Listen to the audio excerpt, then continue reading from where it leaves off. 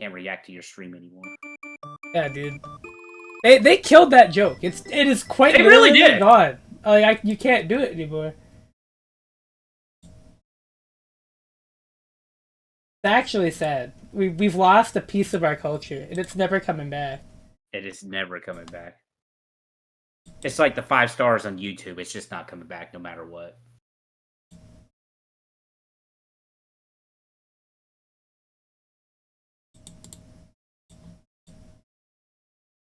Oh my god, that's so fucking... That tweet is so funny. It's never getting any better.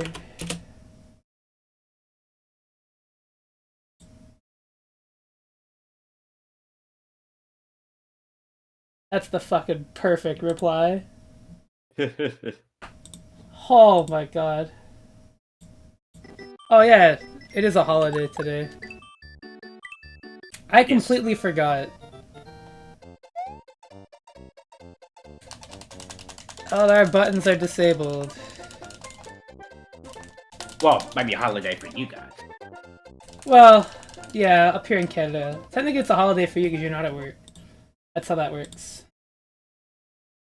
Yeah, technically I am not at the work. Oh! Here we go. What the heck? Oh, that is definitely not Mario World music. Oh my god, Nintendo's acquiring a company? Holy shit! Microsoft! No, I'm kidding. Could you imagine? Could you imagine? Sorry. I had to. Imagine booting up your computer and like Mario just like goes, "You have Russian malware!" On your PC? I don't know.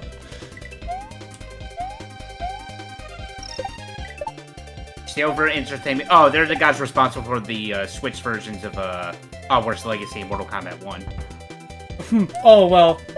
One of those is certainly interesting. Mortal Kombat 1 on Switch is definitely a port. If anything else, that version of Mortal Kombat 1 is interesting. Yes. I remember seeing that. What the hell? I remember seeing that and thinking to myself, wow. Dude, the faces in that port. Oh, they were so funny. There really isn't anything like it. No, there was. I couldn't. I was laughing very hard. Dude, like the Johnny face. The glitches in that port were, It just turns into Fatal Fury. Right, with the plane shifting. Cyrax fatality on Switch. Oh.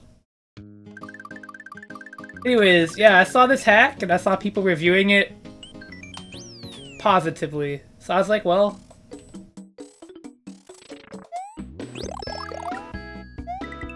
apparently supposed to be difficult but not unfair. Which is nice, because I feel like every hack I've played like this, when it's presented like this, and it works like this, is just like, hey, wouldn't it be really funny if I made you sad? And, you know, I don't want to be sad anymore. He's like, oh my god. What? I mean, do you want me to lie to you? I mean, that's definitely the vibe. You're like, you know what makes me happy? Making you miserable. Listen, that is like a subgenre of video games. There's no real way for me to describe it than like... I also play video games like that to be miserable, but like I don't go to Mario for that. Oh, what the hell? Like, Mario is not my ideal way to experience. I'll do that with like Castlevania or something. The jumping in Mario is far too like analog, I guess. It's variable. So I feel like the game state should be a free flow. Not like a punishment of my senses, you know. Are you just spitting rap lyrics at me right now? No. I hope not. If anybody's rapping like that, I don't think they should be popular. I don't know. I mean, I could make like a really bad drum loop right now if you want to rap over it. No, you are fundamentally misunderstanding anything I'd like to do if you want to imply that I'd want to rap over anything.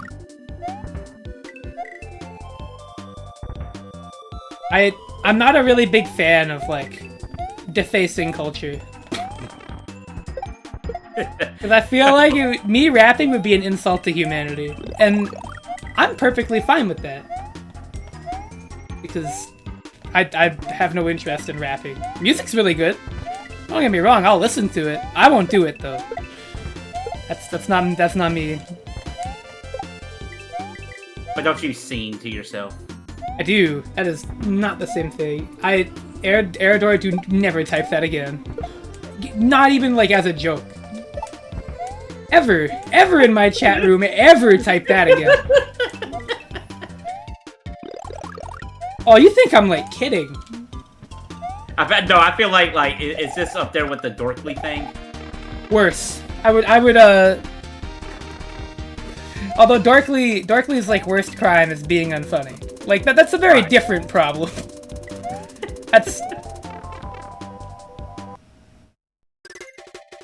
Although it's kind of like a shared collective issue. If you think about it a lot. Okay, so I think the secret exit, I have to kill that Wiggler somehow. I might have to sit down and listen to one of her songs. I don't know what they sound like. I just know everybody hates them. I don't think you want to do that. Okay, fair enough. It would be pretty funny though. Also, I don't think everybody hates them. That's the problem, is that everybody doesn't. I mean, it might just be because of my circle, but everybody I've seen just. Oh well, yeah, because we talk with people that, you know. Yeah, go ahead and say it. It's all right. Like, they're like highly sophisticated. I got. Well, no, it's just that like I talk with people who are really familiar with rap music. Like they're not just like people. Okay. They're not the kind of people that go, "Oh, I hate all rap unless it's this." They're like they actually listen to it. And like anybody that actually listens to it and then listens to a Mori song is just like, Listen, all I need to know is I get my rap. It's kind of like Persona fans trying to tell me they know what like jazz music is supposed to sound like. I was about to try to fit and that joke like in. I think that is like the closest analog I can think of. Which, boy, if that isn't bad. Okay, we got it.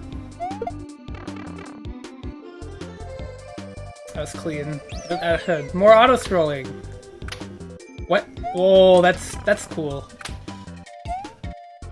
I didn't know it worked like that.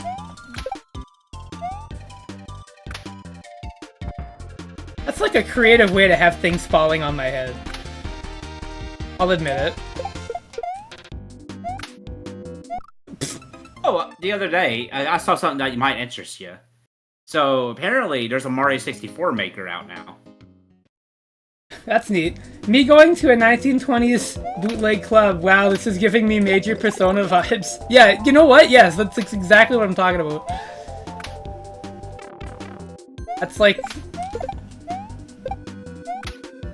Could you imagine, like, being, like, in a group of people like that, but one of them's like, hey, this reminds me of Persona 1 music, and, like, everybody else just stares at like, what? Like, what? Like, what do you even Persona say? 1. Like, you're in that group of people who Does Persona 1 even have anything like that? I've never heard music from Persona 1. No, Persona 1, 2, and 3... Well, not 3, but Persona 1 and 2's... Persona 2... Okay, Persona 1, Persona 2, and Persona 2's music's different. Yeah, they all probably sound like SMT songs, I think, if I'm not mistaken. Admittedly, I'm only more familiar with 2's OST, and yes.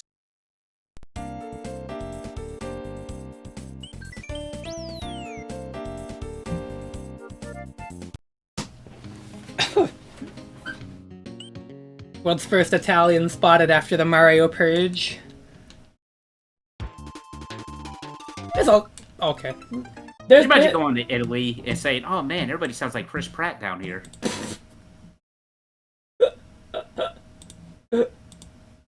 No, I couldn't. I couldn't actually imagine doing that, no. Say, well, there's a lot of Kirby music in this hack. I was gonna say, it does have custom music, but I'm pretty sure every stage had a Kirby song in it. Now, I'm not, like, complaining, for the record. Let me get that straight. I've played more than one Mega Man hack that just has entirely Kirby music, and that's perfectly fine. That sounds funny, actually. It's just, you know...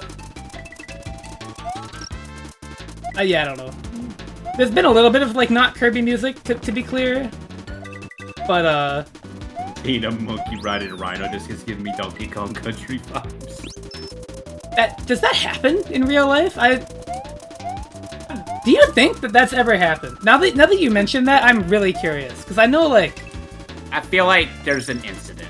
there has to have been. It has to have happened at least once. I mean, I feel like.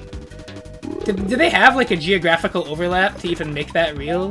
I don't know. I mean, zoos exist. Okay, but they're not gonna fucking put the monkeys in the. Well, I mean, I guess the monkeys could get out. But Monkeys have escaped the zoos before. Monkeys have escaped labs before.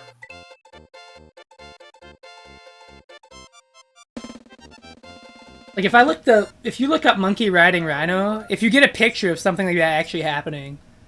No, you know exactly what's gonna happen. I'm gonna look it up. It's gonna be an AI image. Maybe, I don't know. Bye. Alright. If I put minus AI on it. No, you don't need AI. No, I'm saying minus AI, so it Why the fuck? eliminates Why? Okay, why are so many things using Mega Man Soccer music? I don't understand why this is. There's nothing wrong with it. It's just really weird. Every stream, it's this exact song too. Why are you here? Ready to just every single time Mega Man Soccer music show. This is weird. Are you like haunting my home? Okay, we got confirmation. There is a old black and white photo of a monkey riding a rhino. So it has happened. I think this eventually means that at some point I have to stream Mega Man Soccer. Yes. I'm surprised you haven't, honestly. Why are you surprised? I don't play sports skins! Yeah, but it's Mega Man adjacent. Yeah, because Mega Man's in it. It's like saying, like, oh yeah, you want to play Mega Man's real estate sales game? No, not really. No, you would totally play. Okay, maybe that one would be pretty tempting. That one's a little bit less mundane than soccer. Mario Strikers. I did not play Mario Strikers on stream, did I? I might have done that a long time ago. But let me be clear, that's very different. All I'm saying is, I feel like you would have played Mario's Soccer. Mega Man Soccer at some point. Already. I just don't remember it being super great. Like, I don't know what to tell That you. doesn't mean you was like, you know what, I haven't played this in years. Let me stream it. Like, just stream random I don't know. I feel like it would have came up on your stream at some point by now. And I'm surprised it hasn't. Well, you know me. Okay. What game have you not streamed yet that you're legitimately surprised you haven't done yet? That I haven't done? Yes. That you're surprised you have. Yeah, you haven't done.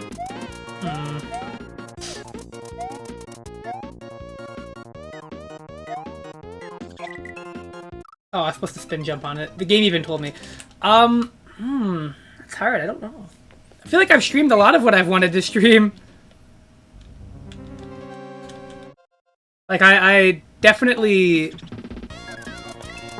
For all the trouble I have picking games to stream, when I finally do, I feel like it's always the ones I want to do. It's sometimes the ones you don't want to do. Yeah, Yakuza 0 has to happen. Because I did Everhood and I really liked that. I saw that you did that. I've been always wanting to try that one. That game is really good. I like that game. Is it more rhythm game or RPG? I would say it's more of a rhythm game. There's no leveling at all. Okay. Because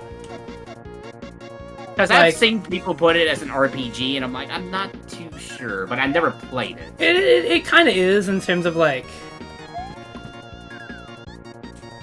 aesthetic and movement. But, like, in terms of just, like, the kind of game it is, I would closer peg it as a rhythm game. Okay. A very good one, might I add. Oh, yeah. I mean, I'm sure it is good. You've probably, like, seen it. It definitely took a while for me to really get into it, because you have to unlock the mechanics. Or, well, you have to get far enough. You have to get far enough into it to get, like, the real mechanic. Because, I'll spoil it right now, because, okay. The pacifist route is not the good ending of the game. I've heard that. Which I like, personally, because, you know, I would like to engage with the game's mechanics. I think not engaging with them to get a good ending is okay, but when they're really fun, I would rather, you know, be encouraged to lean into the really fun thing. when I play a game anyways. You know, obviously there's narrative message and like blah blah, but there's a lot of nuance to it.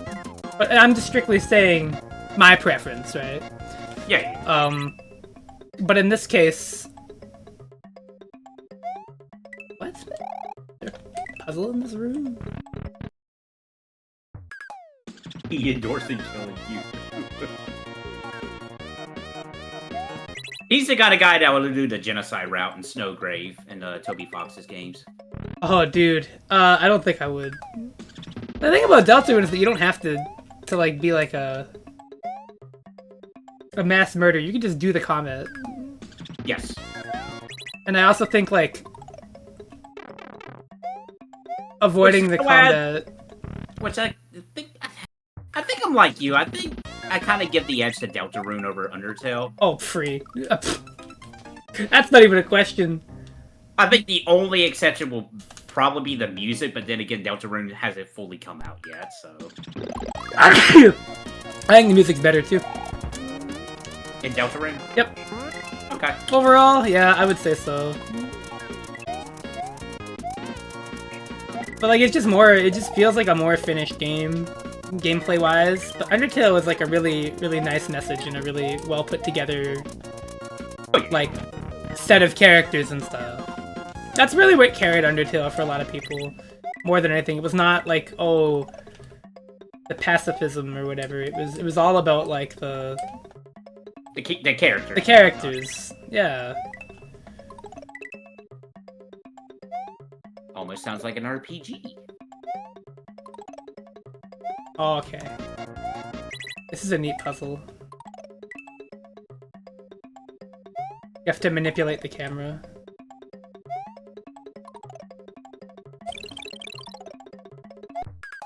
I fucked it up. They give you a door to reset it, but...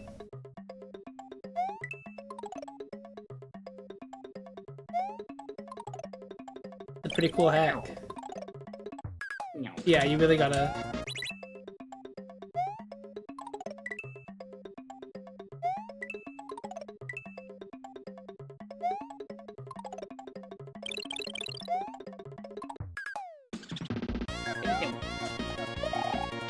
Nice!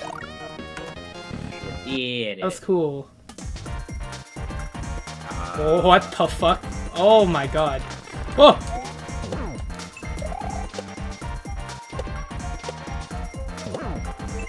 The Sonic sample is gonna come up any moment. Like, come on!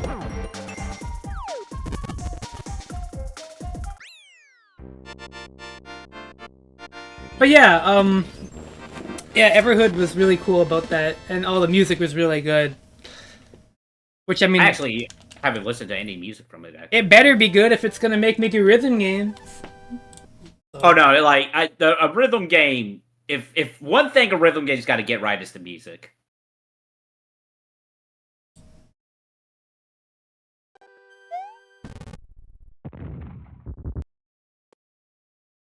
Sorry, I'm still thinking of that fucking tweet, dude.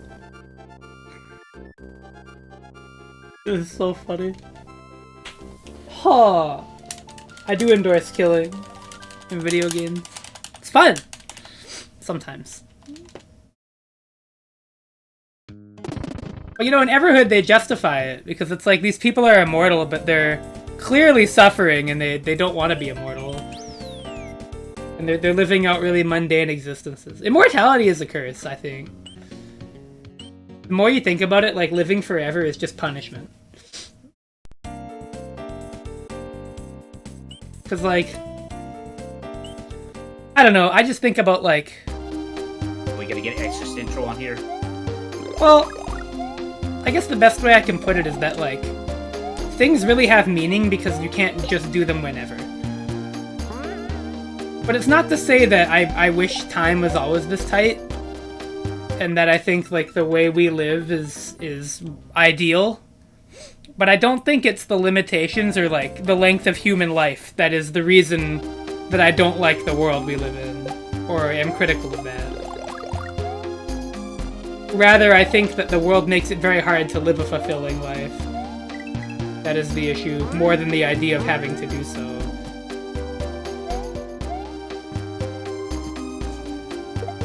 is, I guess, the best way I could put it. I got nothing to add to that. It's Mario RPG reference, yes.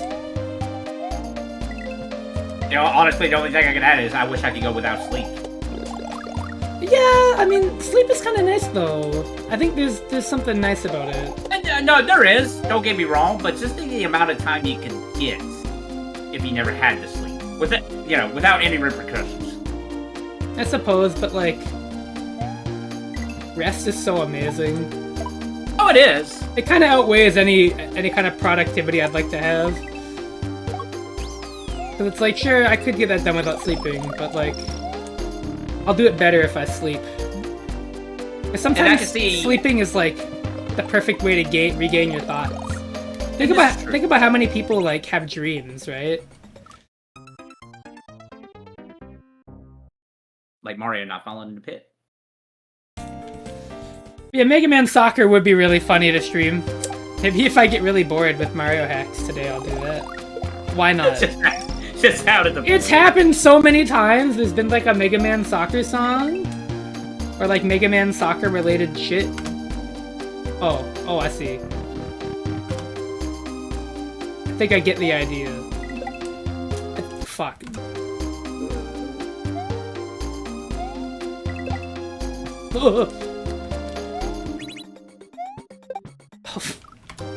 That's difficult. Mind you, this hack is rated as hard. Oh, is that what I'm supposed to do? I guess it is. It seems like the right thing. Ah!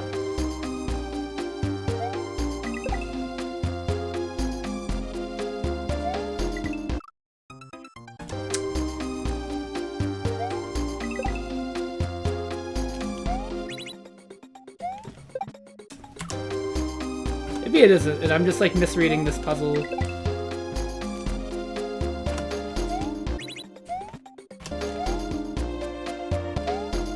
That's not a good save state.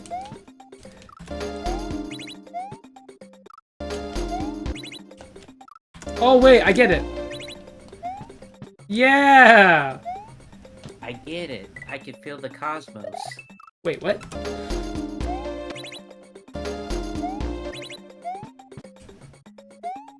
That's kind of cool. I'll admit it. Oh! Oh!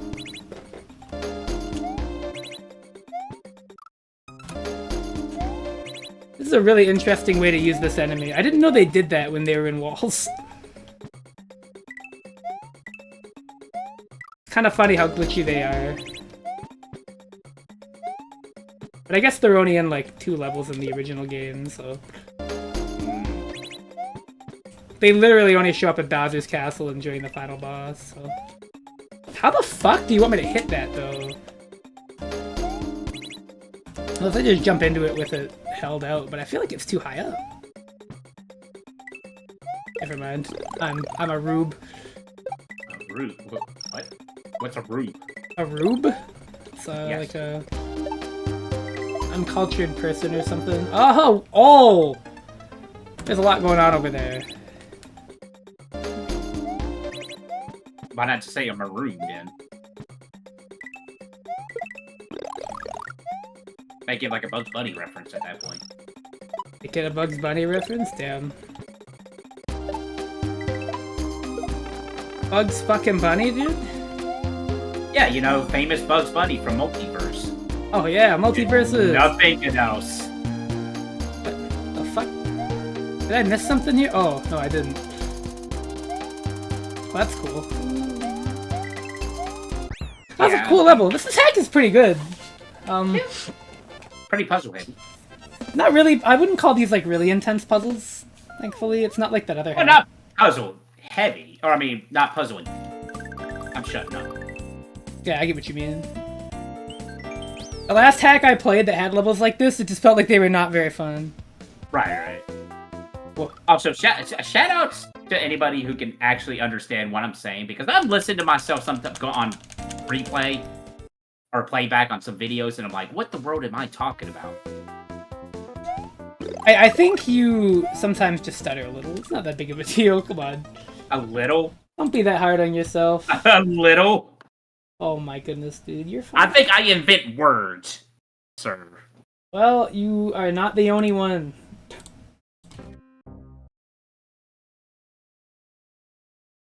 Interesting stages, Mega Man soccer music has mention of ninja somewhere, 10 out of 10 ROM hack. Yeah, it's kind of got everything checked off for you.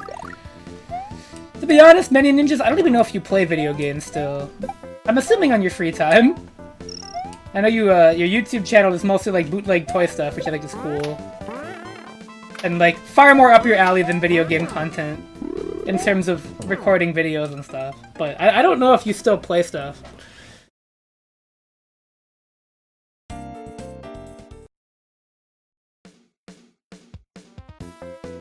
I'm very excited for the 1,000 Year Door remake, though. 4 more days. When the only complaint I have is that I wish it ran at a higher frame rate, and it's not even a complaint. That's just like me accepting the fact that the Switch is really old. But the Switch 2 that they announced is probably gonna run the game better, so yippee. Hey, yeah, so it is officially on record that this financial year we're gonna know something about it. Nintendo has come out with that. Yeah, it was really funny how they announced it. It was very, like... Very underwhelming. It was just, not underwhelming, it was just like, yep. I guess matter of fact, yeah. And just like kind of weird. It's on their fucking Japan Twitter, in just plain bold English. We are going to announce more about the successor to the Switch. Like, oh, okay. That's neat. You think it'll be Switch 2? Or you think I don't know what it'll be called, but I do know it'll probably be the Switch 2. And really... I think a majority of what it's going to be is a hardware refresh, more than anything. And to me, I think that's really all the Switch needed anyways. Right. I mean, look at the market right now. The Steam Deck is still doing so well, so there's still that market for it.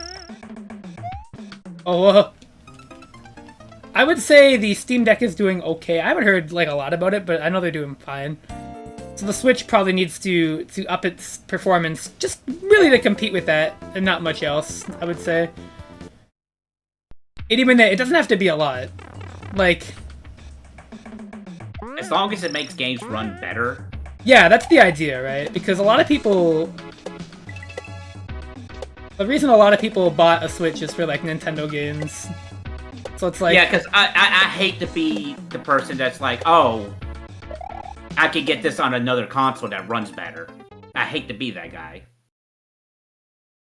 I mean, well, the thing is that usually the thing with Nintendo that makes it appealing is that usually you can't. And then, like, that was really what the Switch was, because it's like, well, you have Nintendo exclusives, it's a handheld, which is far more novel than any of the other consoles that were out. And, yeah, but like, the thing is, for me personally, I mean, I get the handheld, so I just never ran handheld. I just always do dock. But yeah, like, a Switch upgrade is just universally better for everybody, because it's aging. And it was not, like, particularly ahead of its time when it first came out, either, I would say. Right. I mean, its thing was pretty big at the time, you know, hey, you can play this dock and handheld. Like, not a lot of things was doing that at the time. So yeah, the successor will probably be the refresh it needs. I'm sure they'll come with some kind of new gimmick and stuff, but... I like that the Switch, in general, to me, it's a W. Because I think it moves away from the entertainment hub that every console is trying to be, and it just lets me turn something on and play a game on it. And even if I don't play it, and even if I don't turn my Switch on a lot, the fact that when I want to or need to, when I'm on the go, like, because it's easy to bring the dock over to another place, like if you're vacationing or doing whatever, right? But the fact that, like, when I'm playing it handheld, on the go or whatever, that I could just turn it on and it will run stuff and I don't have to worry about anything else. It just boots up fast, you pick the game and you play the game. To me, alone makes it well worth the price of admission and better than a lot of other modern consoles I've played. I think what I asked for from the next one is reasonable. Like, I just want games to run better. I want the Switch library to be backwards compatible. Yep. I want the eShop to not be a slog. Yeah. Well, running better is part of that. Like I would hope. I mean, you never know. The system's specifications being better and the shop not changing would pretty much do that. I would like to include all of my digital purchases from Switch to carry over as well. I think that's possible. I assume that that's why they have these consolidated Nintendo accounts now.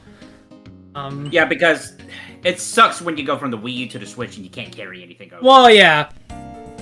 But I imagine for the Switch 2, it'll be different. Right. Yeah, because both Sony and Microsoft let you do that, so...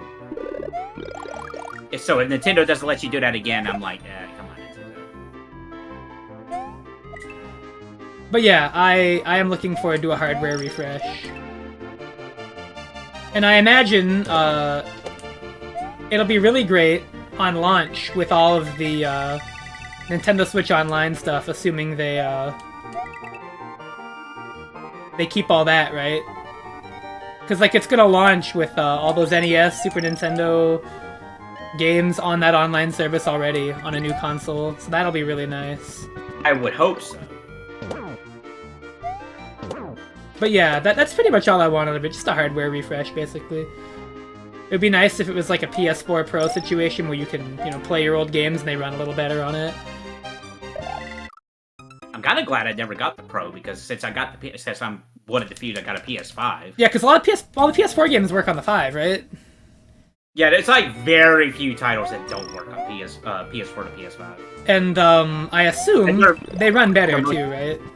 Yes, and every PS4 game I played on PS5, I never had any issues with. That's excellent. So I hope it's like that with the Switch as well. Right. Yes. I hope they switch to USB 3.0. That's like nerdy stuff. Don't even... Include an Ethernet port? Oh, yes, please. Yes. I think they actually probably will. A lot of this stuff, I would assume, address the issues of Joy-Cons. This is pretty easy. Just make them different. Mm-hmm. That's it, really. That's all I want. Which is nothing major to me. I don't think it needs to be the next crazy big thing. I would really prefer it to just be a hardware refresh with a lot of little things that I wish the Switch had. And that we're not like asking, Nintendo to do their Nintendo innovation thing. We're just asking for a more powerful thing, really. More powerful console. I don't think we're asking for anything crazy. No. And truthfully, I don't think it's going to deliver anything but that either. I think that's probably in their goals as well. Just because, like, what do you even do with the Switch? And, like, when you have such a good niche in the market now, why throw it away, right? Like, it's... Yeah, if the Switch 2 can have better launch, that would be good, too. But, I mean... Yeah, if it is backwards compatible with the Switch library, I don't think it needs a strong launch. I do speculate that Paper Mario was maybe going to be a Switch 2 launch title, but they ended up pushing the Switch 2 or whatever it is back. Which is why they had announced Paper Mario as just, like, coming out next year when they revealed that trailer. Because I anticipate that it and a number of other games will just run way better on the Switch successor. Alright, question. Metroid Prime 4. Oh, maybe, actually. Honestly, if they held it back for that, I wouldn't be surprised. But yeah, that's how I feel about the Switch. I think overall, though, very happy with my purchase of it as a console. And I am too, and I got to play some really great, like I said, I think the best thing about it is that it's really low maintenance. You don't have to clean a lot. It's easy to travel. Yes. It is like everything I could want a console to be, really. Because new consoles that aren't the Switch are just like very big. They're well, not very big, but they're bigger. And okay. And and, like, the Switch is just like, hey, here's this little thing you can stick on your desk. Like, the way I have my Switch set up, it's, like, right on the side of my desk next to my computer tower. And it barely takes up any space. And then I can just, like, switch to my HDMI input on this monitor, and boom, that's my Switch. I mean, to be fair about your comment, though, consoles are getting bigger, too. Because I got my PS5 next to my PS3, and the PS5 is huge, and I'm like... the PS3 was a huge console! It's like, yeah, you could say, like, yeah, the Switch is pretty underpowered. So the Switch 2 might be a little larger, but at the same time, it's just like, I love the small form factor of it. I love that it's easy to travel. I love that packing it up is literally packing the dock, an HDMI cable, and a charge cable. You think it'll be as big as the Switch Deck? Steam Deck, sorry. Maybe, but like, I can't picture it being particularly large. And that's the thing about the Switch that I think is really great, is that ultimately it's really convenient, and even if you never use the handheld mode much or at all, it's inarguable that it's easy to find space for it in your Oh home. no, for sure. Like even not playing handheld, it's like you said, it's easy to travel with. Easy to travel, and like it's super easy to set up too. Yeah. Like what more could I ask for? And who knows, maybe the size will just be completely the same because, I mean, when was Switch? 2015? Perfect airplane gaming portable? I agree, yeah. And the fact that it has that little stand on the back, so you can sit it on, like, airplane tray stuff. And, oh, it's so good. Yeah. Like, I definitely will accept criticism of, like, the Joy-Cons and a lot of the other things about the Switch that are still problems. But, like, overall, to me, I think it is very clearly the best console that came out for this gen. I will say though, as somebody who's reluctant to, I'm honestly thinking about skipping the whole next generation of video game consoles. I'll be real. I'm assuming except for the Switch 2. The Switch 2 has to sell me. It really does. I mean, that would probably be the only one I'd buy anyways. I'm not interested in the PSX. I don't even think beyond the next... I don't think Microsoft's gonna survive the next gen. And, like, PlayStation has not impressed me, really. Well, I know Microsoft... Well, the thing with PlayStation is just that I can't see a reason to buy it. Is the real thing. It's not even just... It's not the no games thing, I just... None of its exclusives, to me... But PS5 does have games. It does, but, like, none of its exclusives really make me want to buy it, and I also just... And with Sony's shenanigans, I don't know if their PC outing's gonna be even better. And, like, the thing about, like, playing games on my PC is that just, like... It's easy. I can do other stuff while I'm doing it. That's a really big benefit, is just the multitasking component. And, like, a lot of new games don't fucking hook me anyways, is the other problem. And, like, yeah, and I'll be real, like, I'm thinking here, when's the last, like, the new shit I play is, like, Nintendo games and, like, fucking indie games, and you either get that on Switch or you get it on your computer. Yeah, it's like, when I'm playing a new game, it's like, oh, it's just because it's, like, an old game kind of situation, rather than, like, a brand new thing, you know what I'm saying? Yeah, I think, a majority of my new game purchases lately have been remakes, which is very funny to think about. For me, it's either been remakes or IP association to game series that, you know, like the Sky, for example. Right, like something you already kind of know what you're getting, and it's not really a new thing for you. Yeah, I would have to agree. But, like, yeah, it's just, like, the way video games are changing and evolving, my sensibilities don't really feel catered to, and that's fine. I don't really care. And I think I'm also at the point that, like, we got, like, what, 20 plus years of backlog of video games? Yeah, there's a lot. Like, so I'm okay with, like, the occasional new game really not hooking me. Because it's like, well, whatever. Not like I don't have a bunch of other games to play or try or check out. Plus, I guess money is also starting to get, you know, it's gotten tighter and tighter, and I'm like... Yeah, funny enough, I do think that the price of video games has gone up overall, but I think, like, compared to other stuff that's gone up in inflation, it has not been as bad. Like, the price of a game is the same as it was 3 or 4 years ago in terms of, like, buying at retail. Right. Whereas the price of food is not the same. But that does mean that you have less money to pay for the games, so I agree. I think console prices, though, have been too high, I guess? I don't know. The Switch was pretty expensive, but I do think that I got my money's worth out of it for what it does. Oh, me too. Like, I got my money's worth out of the Switch and PS5. I mean, heck, I still plug in my PS3, so I know I got my money's worth out of that one. $600. But yeah, I don't know how Switch is for modding, now that you mention that, compared to the PS5. I'm sure Nintendo's gonna be cracking down on it, that's for sure. Well, yeah, I mean, every console maker does, but I don't know how, I don't know how much easier it is or harder compared to, like... How the fuck did they want me to do this? What? Oh my god. You can't spin jump on those guys, can you? I mean, you can, but you can't spin jump off vines. Oh, that's what it is. Otherwise, you fucking know I would be. Okay. Yeah, like, Switch is just more convenient for me and just good to have. And it is, like... And again... And that's the big culture in Japan, too. That's why the Switch is so successful over there, because they are more of a mobile market. And I imagine a lot of people, maybe not as much as now, but, like, a lot of people travel. Yeah, I'm definitely of the impression that, like, the Switch 2 is probably going to be a console I get. And I'm not even going to bat an eye at a PlayStation console. I'll just say I don't think I'm going to get it when it launches. Yeah, probably not. I mean, you didn't get the Switch when it launched either, so I mean, that's...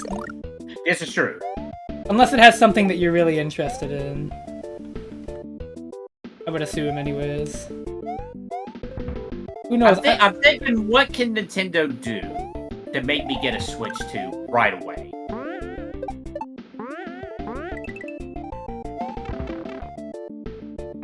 Be impossible to get it launched? Maybe. I don't think we'll have that whole scalper issue with the Switch 2, I would think. You never know. I do know. You never know. I do know that I definitely, as soon as those pre-orders go up, I will be trying to make sure I have one locked in at least, or at least know where a provider is. But I think we're past the point, because COVID did have did play a part in that, and I don't think the Switch 2 will have that problem. Definitely. I mean, the Switch was kind of hard to get at launch, but I know the PS5 was definitely... Yeah, really, and really even Microsoft's that's the thing with Microsoft's thing. I think I'm the up and up, but I can't tell the difference between their consoles anymore. I'm sorry, I'm old. Like, I never got confused with the Wii and Wii U, but the SX, the Switch, I don't even know with Microsoft. You're not that old. I'll just say that. But, it is confusing. I don't know either. To be fucking honest with you. The only thing I know about the new Xbox consoles is that you can finally run Sonic Unleashed on an Xbox and have it not lag. Which... And also, fun fact, Microsoft themselves went in and updated Mighty No. 9 to run better. That's hot. I love that. They're like, oh, we gotta do something, guys.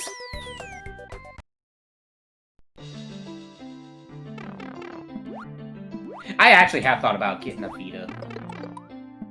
I just gotta see what they go with. I don't even know what the fuck I would do on a Vita, to be quite honest.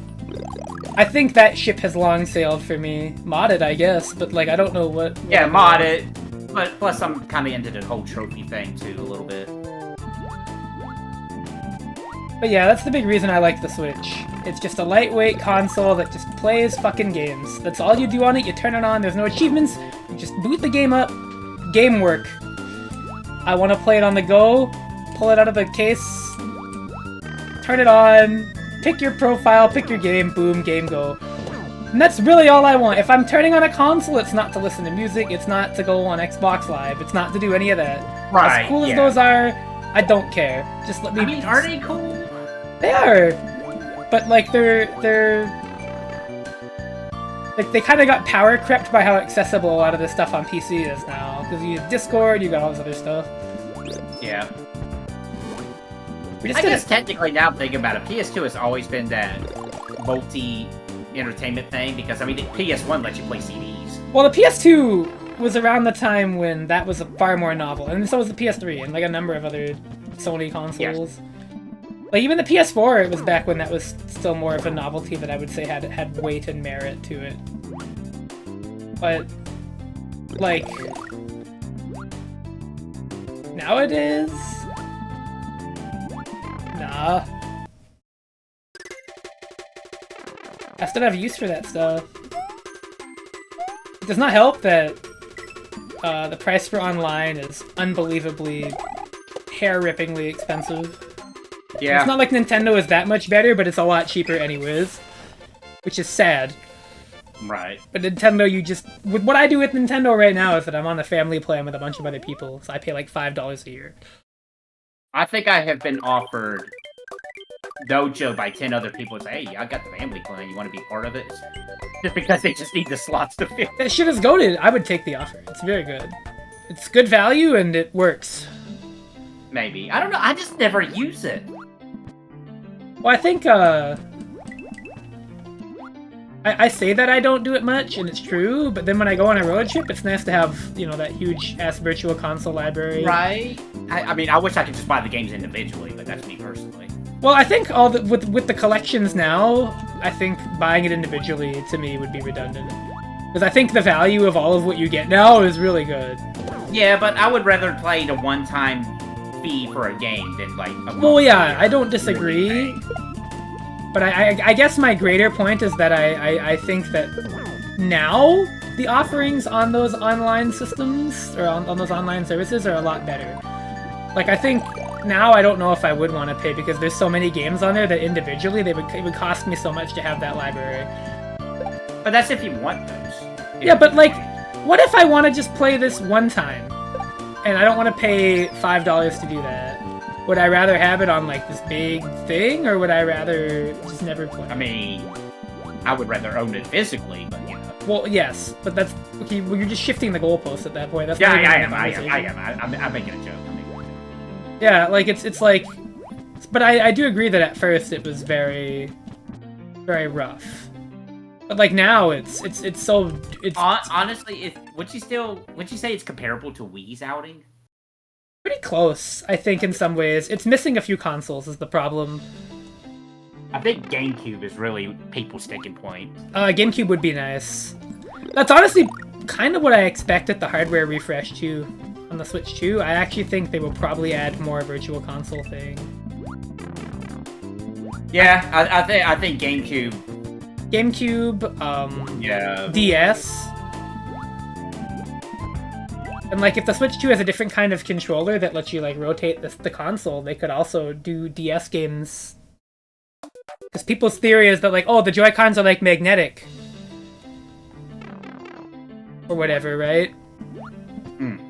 So, like, if you could stick them on the console in a different way, you could, like, turn the console, vertically, and then you could have the DS screens, right? Is what people are thinking.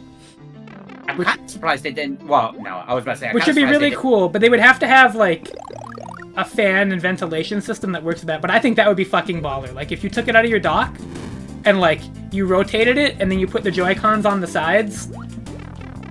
Yes, that's exactly what it is. Like, in those shmup games where they have the mode where it's more vertical. Yeah, I think that would be super, super sick. I'm kind of surprised there's not a lot. And because the Switch has a touchscreen, they could absolutely simulate the DS touchscreen with that as well. So that's what people are speculating they might do. But I'm excited for the Switch too. You think 3DS would be possible, or just DS? Probably just DS. I mean, 3DS would probably be a thing they could do if they wanted to. I think at that point I would rather just have 3DS ports. But yeah, like I'm a big Switch fan. As funny as that sounds, I just think that console did it for me at launch, and it does it for me now still. I think overall, I mean, there's a reason why it might be the #1 most selling console of all time. There's a reason for it. Yeah, it's done really well. I think it's at least in the top 3. No, it is not 3. I think it's PS2, DS, and Switch, if I'm not mistaken. But, like, even with all of the problems I had with it, I think overall the concept and execution was good enough.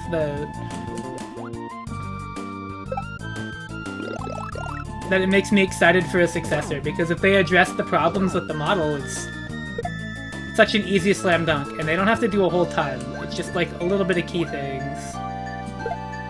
How do I get that? How do I get up there?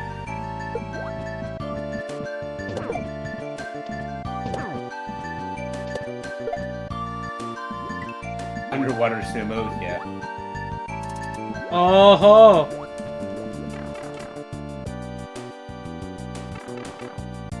But, like, I think even if,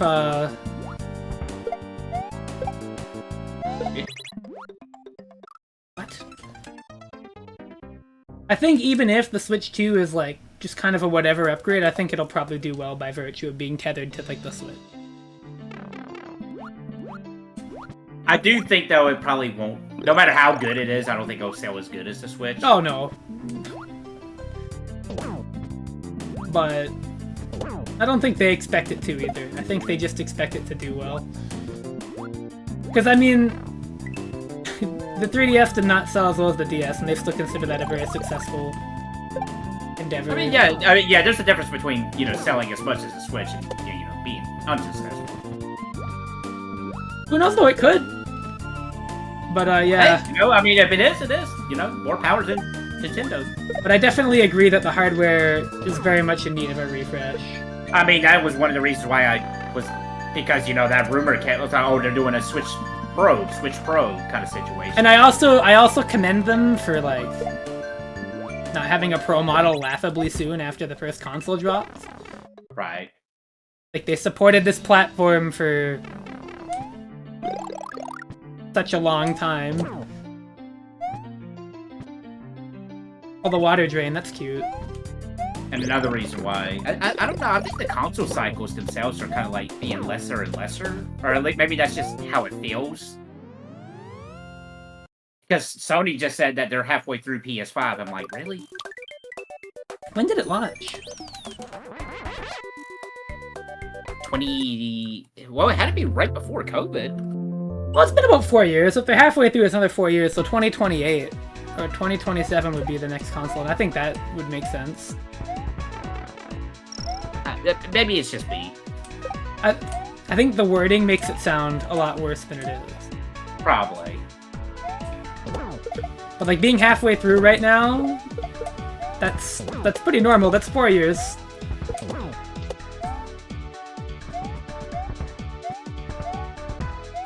I guess it's just because people also didn't get a PS5 right away because of the COVID and the scalper issues. I guess that also plays a part too. Yeah. The launch of the PS5 was. I remember that. And inflation and just the general cost of living increasing. I don't know, like.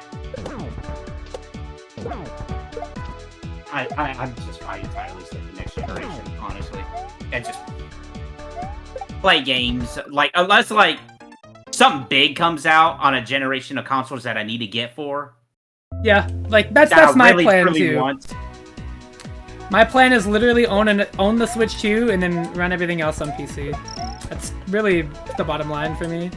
I think a gaming PC is a much better investment than any gaming console. And I don't want to be like that too. I'm not even saying like, as like the frame rates or whatever, but I just think you will get more out of a gaming computer. I still prefer playing stuff on console is the thing. The only thing is with computers, you also have to do tech troubleshooting and all that. As I would know recently, but like, again. Speaking from experience. I just think even buying a pre-built computer for a couple $1,000s. Oh yeah, pre-builts are not as bad as they once were. No, their price is actually pretty comparable to what it would be to build now. Yep. Not that far off, which I admit, kudos to them for being kind of competitive in their price point. Right. Yeah. Like you can get a decent pre-built and then just like if you want to replace parts later on, it's totally, you know. Yeah, because parts have also gotten easier to install. Is the other big thing is that they are not as they're not as confusing as they once were. And I don't think crypto is as bad as it once was, so I think you could get some of these parts easy now. Yeah, I would say that's a fair assessment. And like, yeah, I don't want to be the person that says don't do consoles, although I have been for a very long time, well before this gen. But it's just because of the convenience and like the ways in which you can customize the experience on PC are pretty unmatched. Like I'll say at one point in time, I 100% would say you're getting a better gaming experience on consoles because I think at one point consoles was dominated over PC, but we don't live that era anymore. Yeah, I mean, the time when it was better was largely when I think they're in the PS2 era, honestly. PS2, probably early PS3, to be quite honest. Right. Yeah. But, as PC hardware started to become more of, like, the kind of standard stuff you'd find for games, and the differences between console and PC started to blur into each other a lot in terms of what games offered, it was like, well, at this point... And now it's even getting blurrier about, like, oh, you know, Microsoft's releasing their stuff on PlayStation and Nintendo, so... Like, I think, for fuck's sakes, the best thing I can describe is that to keep up now, consoles have to have, like, performance modes.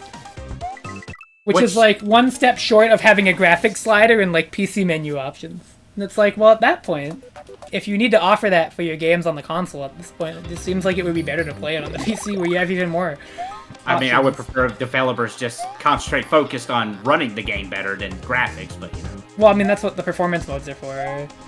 Because it's for people... I don't think it needs to... I just don't think that needs to exist. I'd rather just have a game look decent and run well. I guess... Well, yeah, but you can have that with those. Like, the thing about those modes is that they don't take away anything, because that means you can have the game look better and run worse, or you can just pick the performance mode. I just think the fact that, like, oh, shoot, we pushed way beyond the console's capability to run this game at a normal 60 FPS. We need to put a performance mode in. Well, 60 FPS hasn't been industry standard for a very long time. I'm old-fashioned. and it wasn't even back when people keep saying it was, which is the part that really gets me.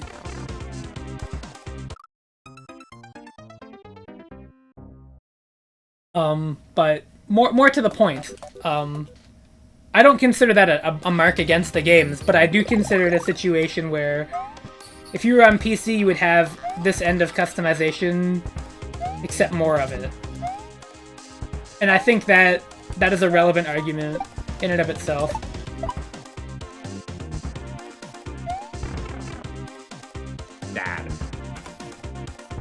So it's just like, well, the idea of buying a console now just feels like buying a computer in a box that doesn't have as much things as my computer. And you look at things they're doing to try and keep up to, like, built-in streaming and all this other stuff, and it's like, well, again, this is something you could do on a PC if you built it. And, like, it's only... But you admit it yourself, though, there are experiences on a console that you can't get on PC. As few as they are nowadays. Well, yeah, they're when the game doesn't come out on the PC. I don't know what else. The only time that's not true is when it's something like, oh, what the heck? Yeah, I don't know what's going on there. They're when, like, you get, like, playing on the Switch. What is going on?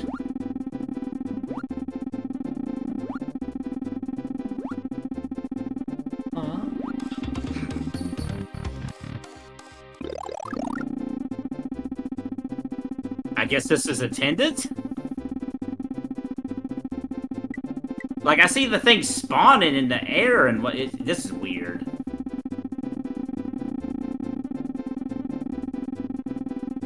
Like where the boos move? This is some kind of weird-ass bug. You think this is the bug they found and just made it into a thing? Oh, definitely. Hang on, I gotta get down the middle there. There we are. That's weird. It feels much more work with PC gaming. I mean, to a degree it is. But I also think that it's more work now for less work later. And when you go online to do online gaming, it costs you $0 beyond your internet plan. It also depends on the developers too, let's be fair. Maybe, but I usually... it's fine.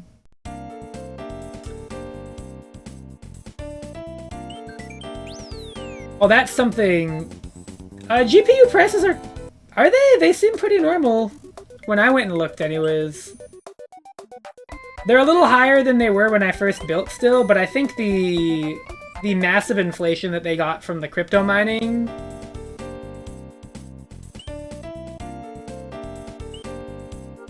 I mean, I guess, if you compare it to, like, what last gen, like, absolutely launched at, but, like,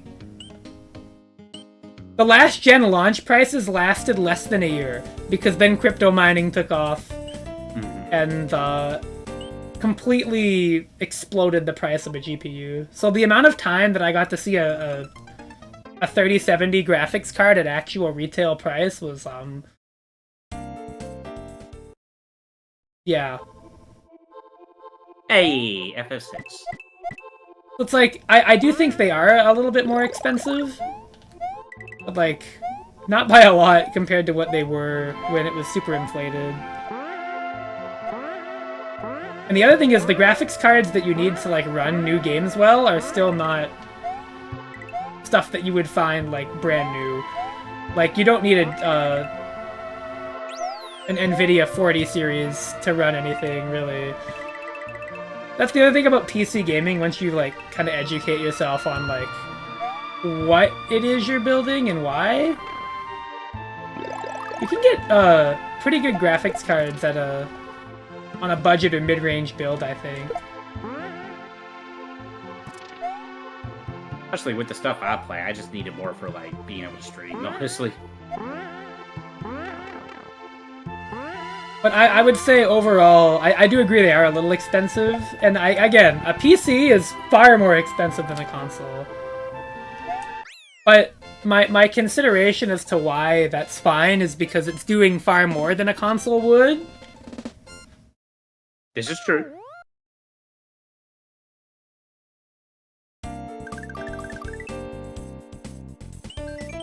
So to me, it's like, well, it makes sense. Like, the stuff I'm doing on this computer, I couldn't do on a Switch. Which, ironically enough, does include capturing Switch footage. Although, I mean, you can, but I don't think it has real built-in streaming, and that's fine. It has a screenshot system and a video system, and that's fine. But yeah, that's how it is with gaming now. I just think you might as well get a computer. But some people would still rather play on console, and that's fine. But it is kind of like a fading market, which is why Nintendo is so focused on the Switch and the handheld aspect, because like that's a part of the market that isn't going away. Because like the relative size of the Switch and the smallness of it and how easy it is to set up, and the handheld aspect is kind of carrying it, really. I'll even admit that. Everything else about it is like pretty whatever in hindsight. Which sounds kind of silly, because, you know, its primary gimmick is that it's handheld, but I should say that that primary gimmick alone kind of gives it a reason to be purchased at all. It's just funny that the gimmick is, we're handheld. Yeah. But I think it was the right move. I think, looking at, like, making a dedicated home console, I have no doubt in my mind they thought about it. And then kind of just looked at where the console market was going and what it's doing. Sure, because even then, the mobile market, like the phone mobile market for gaming and whatnot. Yeah. But I also just think they probably were just comparing it to how their handhelds are doing. Like, the 3DS crushed the Wii U, without question. I mean, that was kind of on Nintendo too with the Wii U, to be fair. I mean, yeah, I mean, there is a lot of things wrong with the Wii U. Right.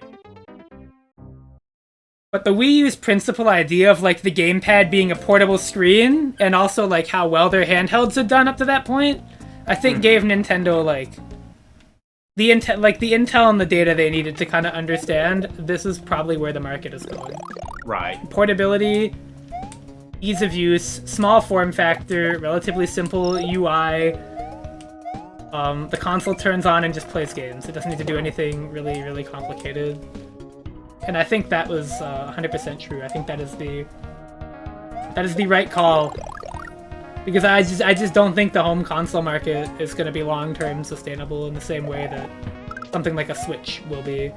I don't think that just means that, oh, PS5 is the last PlayStation or whatever. But I just more mean that, like, in the future, it's not going to get any easier to justify a console. Yeah, especially, like you said, it's like, just things outside of that gaming spectrum with everything rising price, especially food and rent and bills. Yeah. Like, it is easier to make an argument for buying a computer than it is for buying a console. Because a computer can be your work. That can be your job. Yeah, exactly. Like, Dude, there's a lot to it. You have kids that are in school. Oh, a computer is going to be much more necessary for them than a console. Agreed. Microsoft goes the 3DO route. I don't know what that route means specifically, but... FMV, baby.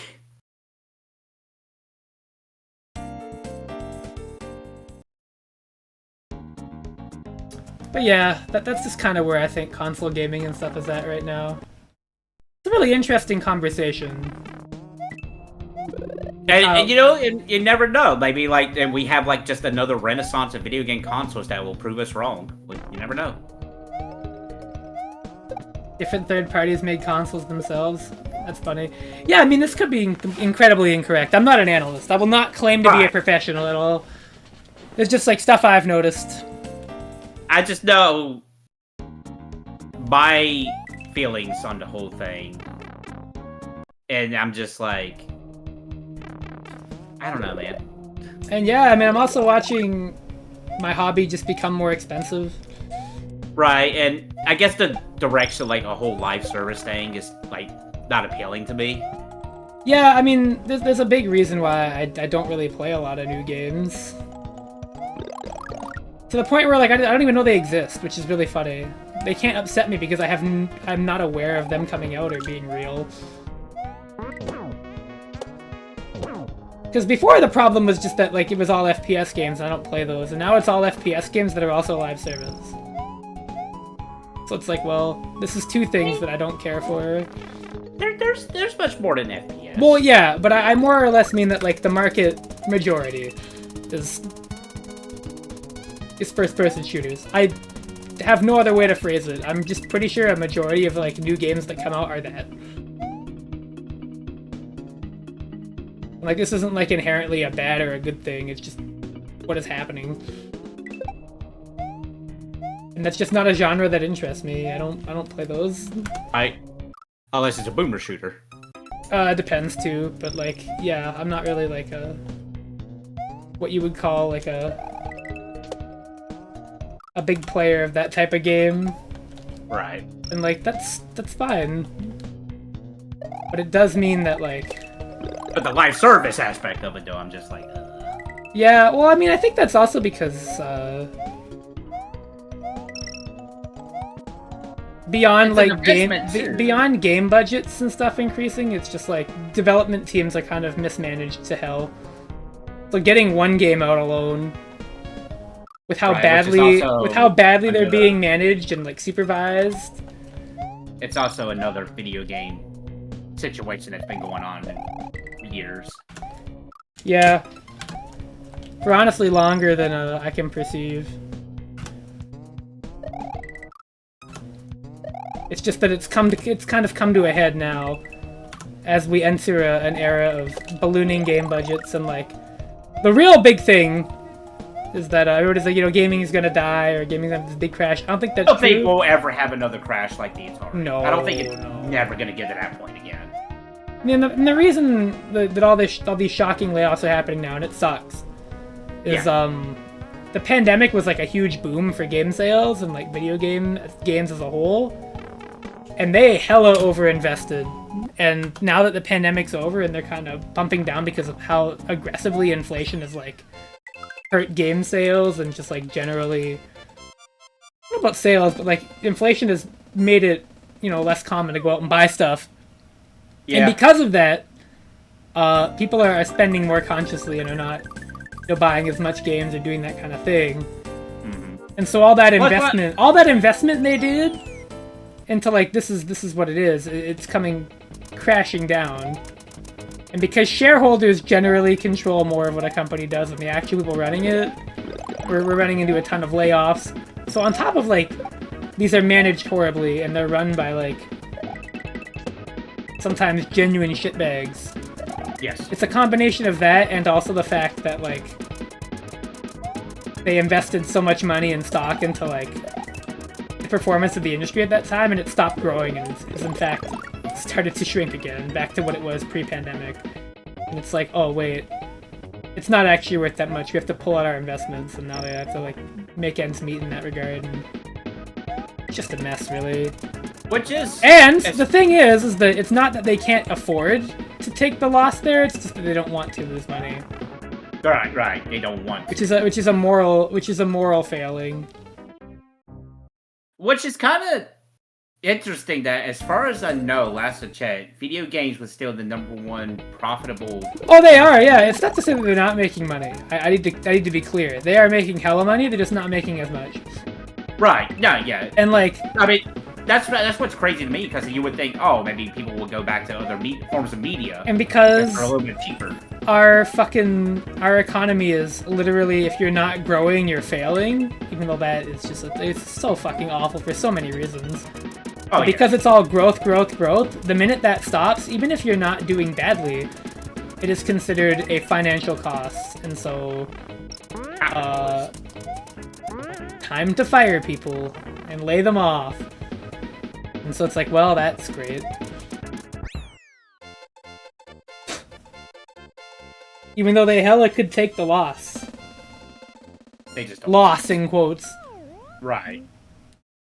Oh man, I can't drive my yacht, so I gotta get a smaller yacht kind of situation. Yeah, it's fucking dog shit. Obviously, you don't need me to tell you that. The world sucks. Oh, you have jams? And like, I think the only reason you saw this less in old games is not really because it wouldn't happen in that market, more that the medium was really young and it wasn't really considered a mainstream thing as much as it is now. I think gaming was just a smaller thing. And it was also largely an entertainment thing for like young people, for the most part, I want to say. Mm. And I think that shifted, and it's become a really broad cultural thing because those young people have grown up now, and they're sharing that with their kids, and also... Do you think it started to go really upwards with the PS3, Xbox 360? PS2. PS2? Okay. Because that was when those started getting into everybody's homes because it was a DVD player, too. This is true. And the Wii. PS2 and the Wii were, like, to me, the biggest like spikes in like the amount of people you would see playing a game and the amount of people who knew what a video game was. Yeah.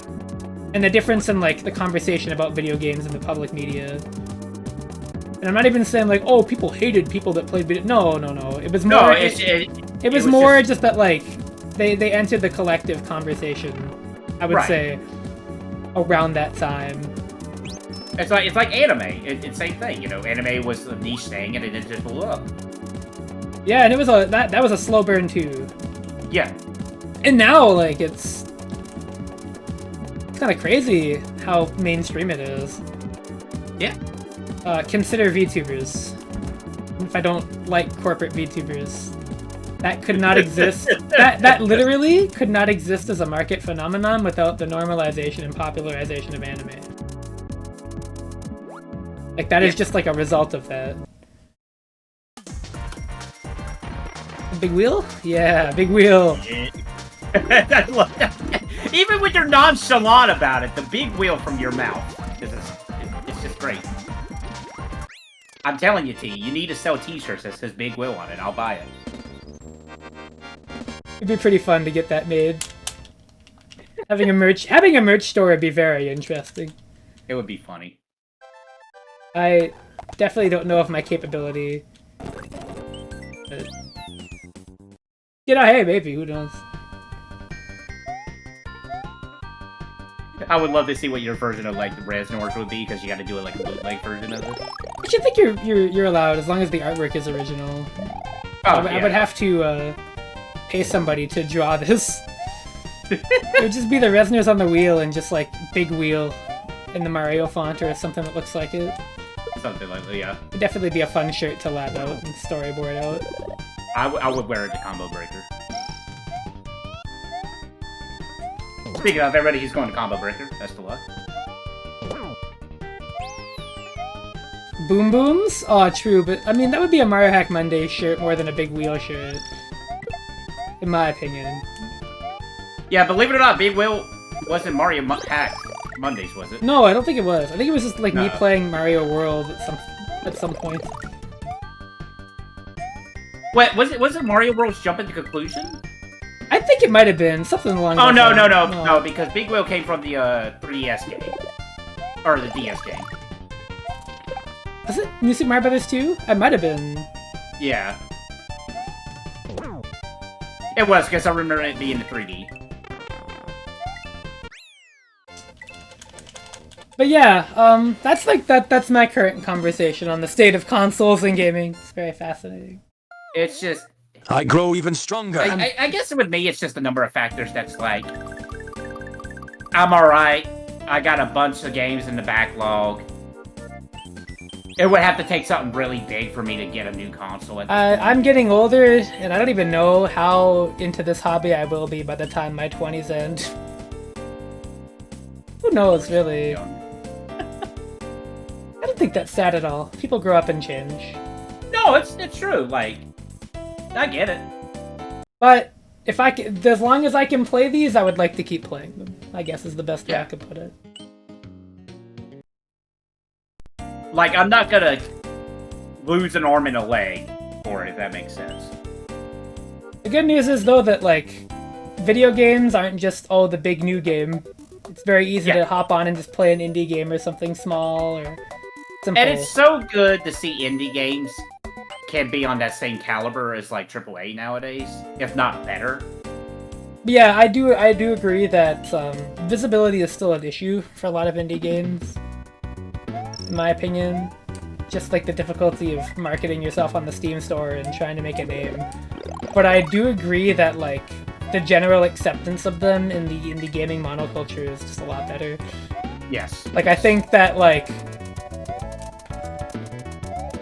indie game, like they're just the people just are far more accepting of them. And they've kind of filled a really vital niche with the price of everything, and yep. Like they're but fucking. I know now the biggest argument is what is considered an indie game. Well, I can tell you what an indie game is. It's a game published independently or made independently of any publisher funding. So Cuphead wouldn't count. Well, no, was it not Kickstarted? It was, but it was published by Microsoft. Well, yeah, but I don't know if they might have they might have like funded it later, but I do believe that primarily it was a Kickstarter thing. But yeah, it is kind of nebulous in some ways, but yeah. Because you also have things like the indie game aesthetic, which is a really interesting conversation. Is that just what retro game aesthetic does that make an indie game like? I don't think so, but. There's a lot of conversations about it that are really interesting. Right. But the long and short of it is that independent games nowadays just feel really vital and important.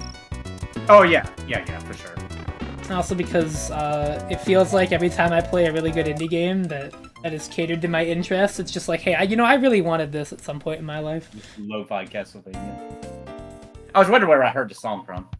Like it's just like you play like something like Pizza Tower, and you're like, wow, man, this is what I wanted out of a Wario game, or like this is what I wanted something. I don't know how to explain it, but it's just like it feels like it fulfills something that you would just never see from a big publisher, because it's either a risk market-wise, or it's like they just know that they can't sell like a bajillion, sextillion copies.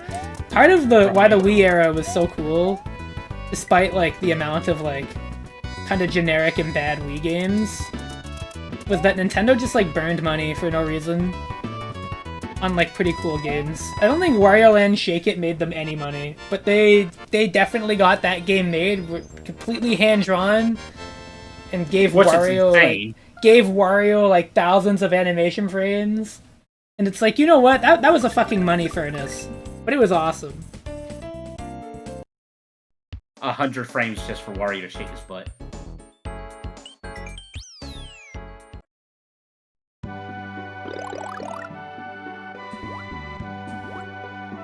And it's like, well... Certainly I would not say that that should be like standard, but you know, it would be nice to see that again. And it's because games that do go to that route, not necessarily like that Mario route, but like end up being looked as a failure. Look at Hi-Fi Rush.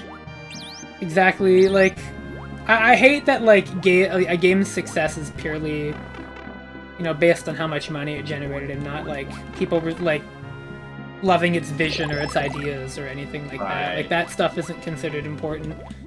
That's because shareholders run shit. It's because that's the money.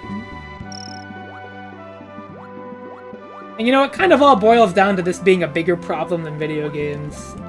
It's really easy to get lost in that, to think, well, this is just that industry, but it's endemic to the root of culture as a whole.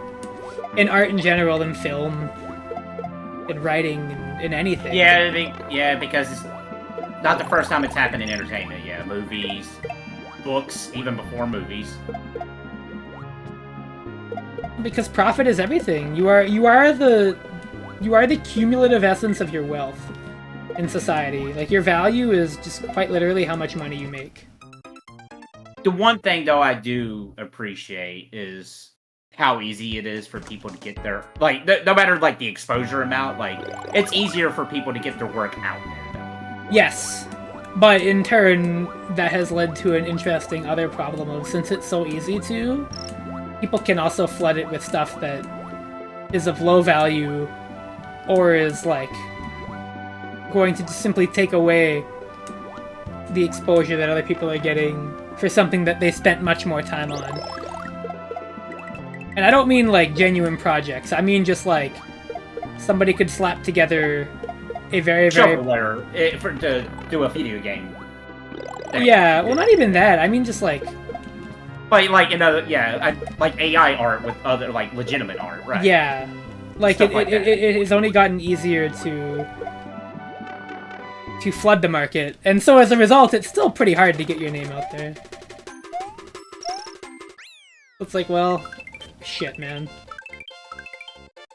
But I do think that it is at least something for people, right?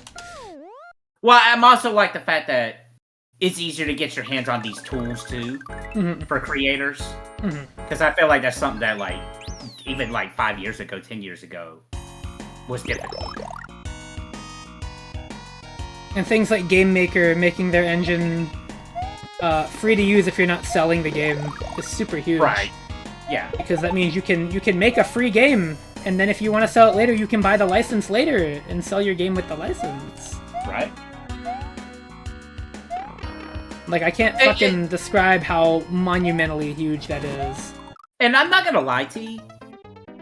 I'm happy for this, the you know, the younger people getting into it, but I'm a little jelly. I'm a little jelly. Just a little. Of how, like... Yeah, how, like, accessible the resources are now. Yeah, how accessible, and even the knowledge to seek that out. Yeah. Is more on a grander scope. And again, I'm not bitter about it. I'm grateful that they do. I'm just like, man, I wish I had that when I was growing up. Right, exactly. I definitely agree. It would be pretty There was cool. schools there, like, you know, Mugen existed there, don't get me wrong, but it wasn't on the scale it is now. What do you want me to do here?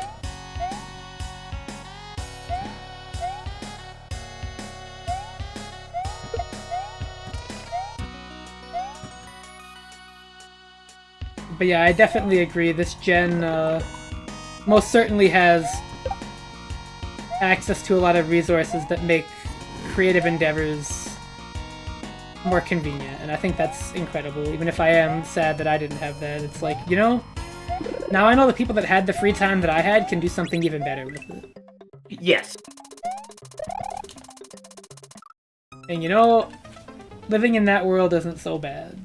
I like that, you know, some 14-year-old guy can sit down and say, you know what? Let me make something. Let me make a game. And you know, I truthfully also think that there's nothing stopping me from it either. Even with my... Yes. That's the real beauty of it, right? Is that, like, ultimately, like you can start whenever. Yeah, you're not too old to say, hey, I want to write a book. Hey, I want to start learning piano or something like that. Or even, like, doing something like, I want to change my career. It's never too late. Right. Can it be difficult? Sure. It's like anything worth going for like that is going to be difficult. It's just a matter of like. What the heck do they want me to do? Oh yeah, Kame. That's so true. So true. How's that war going, by the way? The war of the squirrels. There's a lot of squirrels in this state, believe it or not. My guy Kame has been struggling with this for a minute, as far as I can tell. I don't know if it's going any better than when it was the last time I asked him.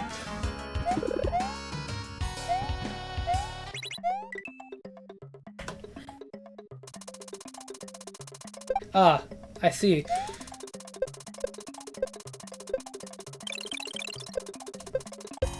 I guess they never put those near slopes in Mario World for you to ever...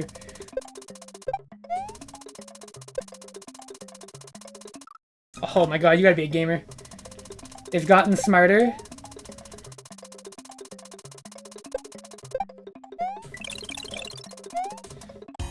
Haha! Somebody made a shmup game out of Sonic Mania. That's pretty funny. What the fuck? Oh!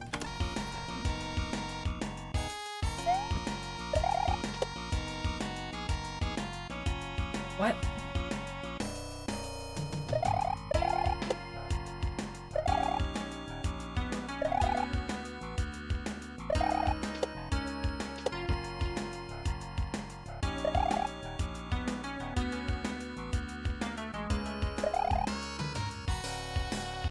I'm vibing out to the music.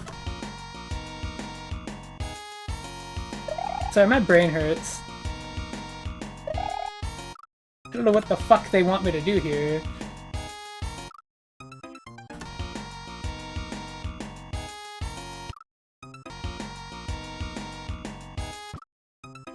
Like what?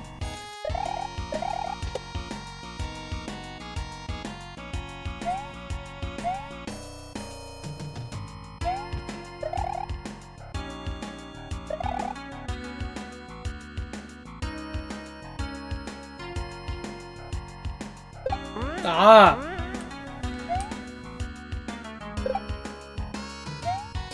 Okay.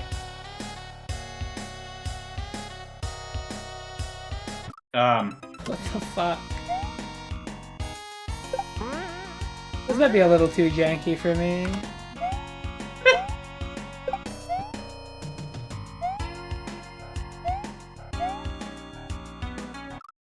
What? This is very bizarre.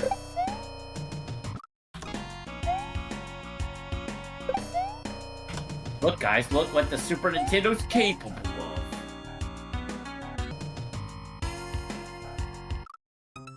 For fuck's sakes.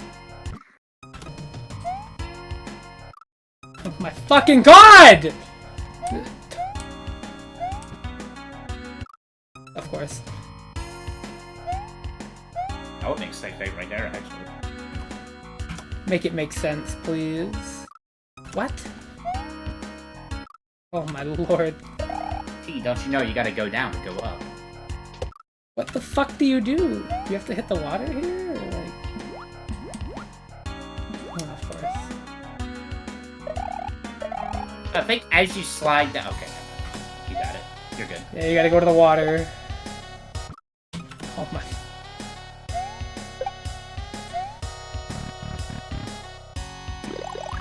Gimmick.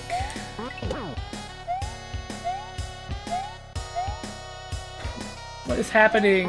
What is happening? This level's just weird and unbelievably confusing. He's like, I don't like it. I fucking don't.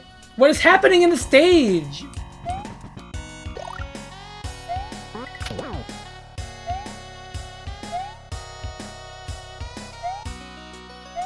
I'm just trying to make sense of it. See, that's the issue. I see what you gotta do. It's just the dude man is just running off when he shouldn't be.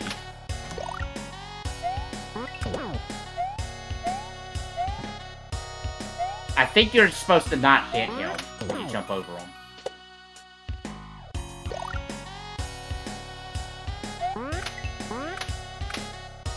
If that's possible.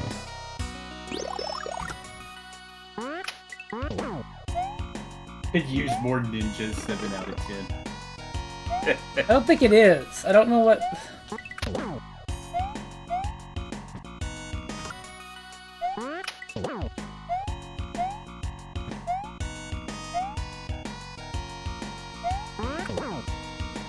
Like...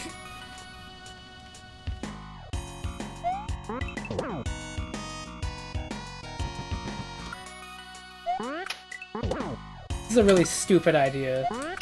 I'm gonna be completely fucking honest with you. Oh my fucking god, I just want to get up there.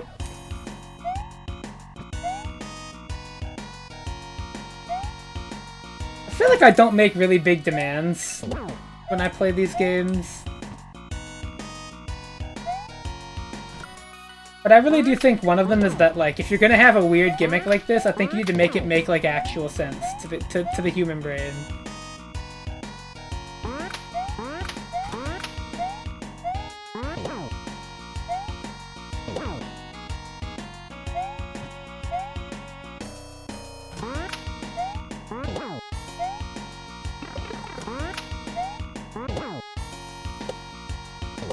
Like, am I supposed to get back up there? I assume so. Oh my fucking god, this is... How many bounces can Chuck survive? I think it's 3, but the moment you hit him, he tries to charge after you, is the thing.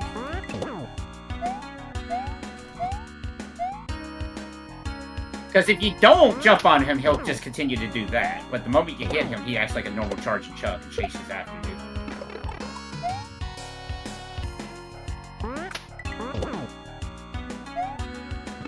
This is so stupid. This is what this is. It's stupid. It doesn't make any fucking sense at all.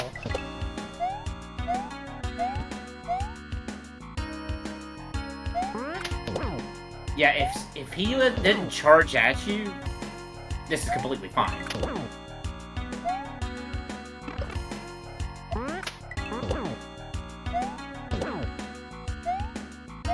Oh my fucking god. You have to... yeah, okay, I get it. I get it, but it's completely disorienting and unbelievably unintuitive. And also seemingly fucking random.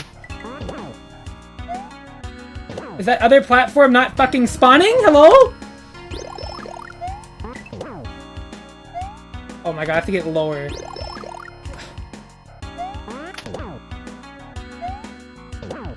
No, I don't. I don't understand. I got... like, how do you get up that high?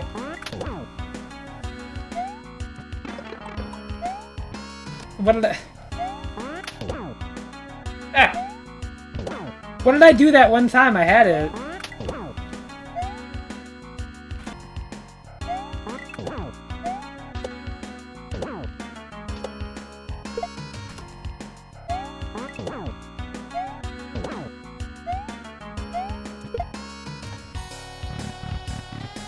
Okay.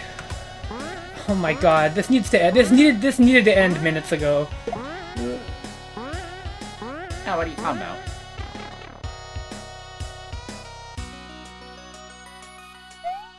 Wow, that was okay. Awful. Thanks, FT029, if that is your real name.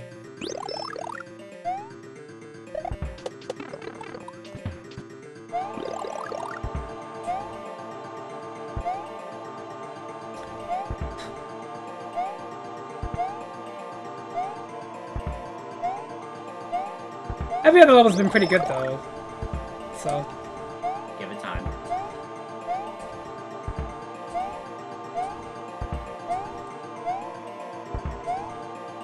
I'm optimistic, but I'm also a pessimistic at the same time.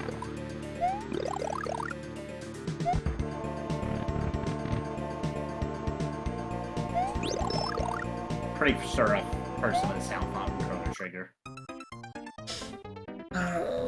Auto scrollers.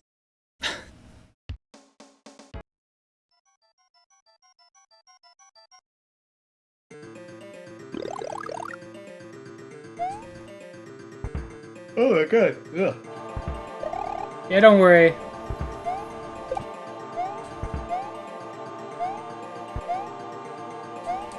Yep. Okay. Like at 10:30 is probably the usual time we stop around 11. 11, yeah. I don't know if you're staying up all night tonight or not. I mean, I am. I mean, I've been awake since 2. I don't know why I'm yawning. It happens. Sometimes you just gotta yawn.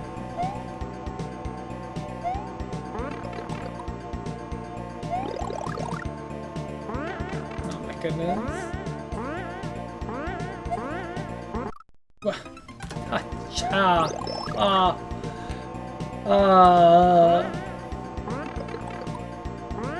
Don't you?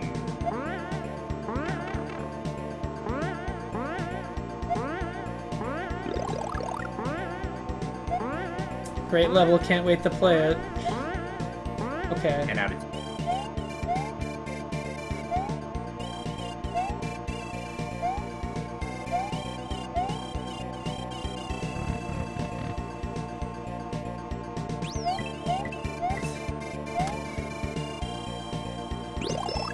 Oh.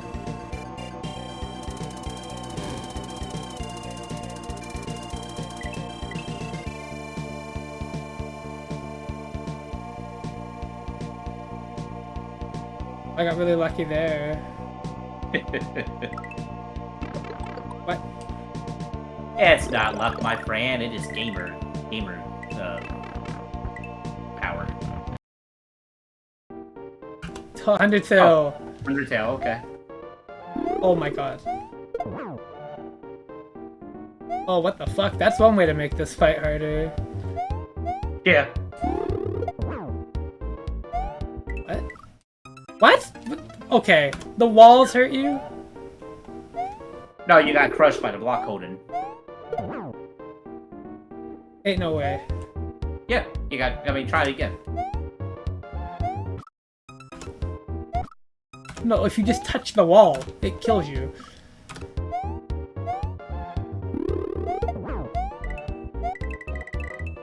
That's... What? Why? Why? Why does that happen? What the fuck were they cooking? Why'd you have like a perfectly fine level that you did this to? What?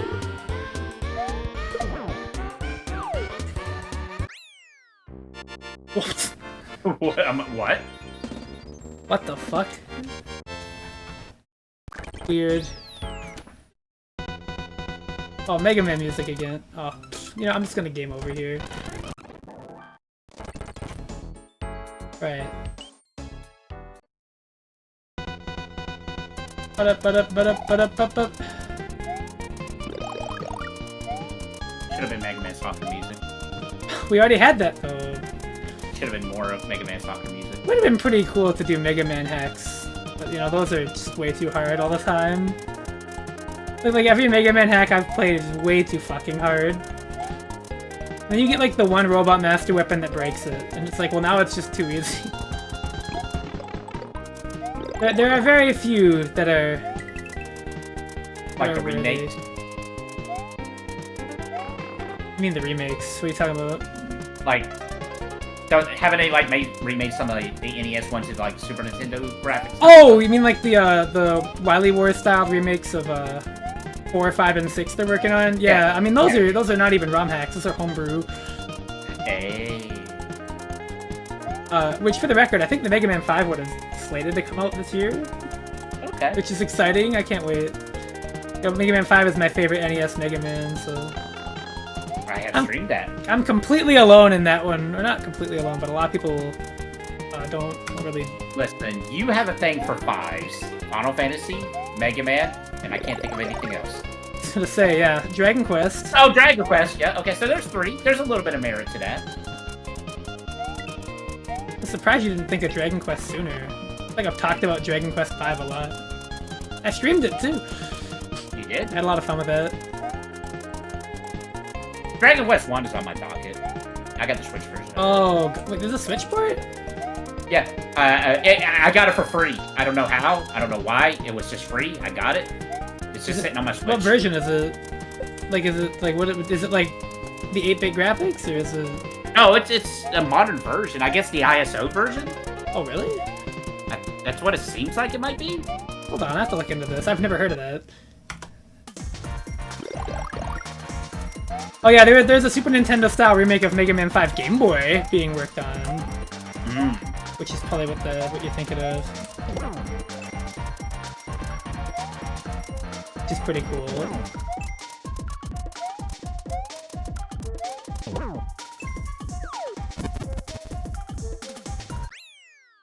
Yeah, hold on, let me look this up. Dragon Quest Switch? Really? I've never heard of this. It's 1, 2, and 3. It's the versions of those.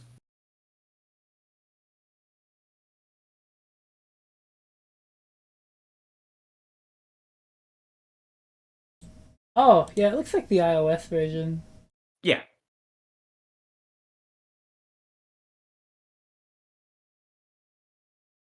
Looks pretty fun. Pixel Remasters very recently got their fancy pantsy Updates. yeah, they got their PC updates and Are you gonna pick up that Dragon Quest 3 remake if it ever comes out? maybe. I always had trouble beating that game, but maybe, that'd be the time to figure it out, right? I I was about to say, I don't know how big of a fan you are of 3. Okay, I had fun with it, but I think I went to the wrong area early. I was super underleveled. I'm pretty sure I skipped like where I was supposed to go. The FF2 problem. Of course, you gotta have Iggy at the very end. Mm-hmm. It's the only suitable way. This hack might be goated after all. Yeah, like if I played FF5 again, I could speed up my ABP grinding, which is all I would do. I would max that out in the boost menu and then like turn off all the other things like experience and gold and just find my job levels. I never use that stuff. I just play the old-fashioned game. And there's no point. I'm not doing anything interesting. Right. And there's nothing wrong with it because the game includes it. Oh, okay. I think I'm gonna die.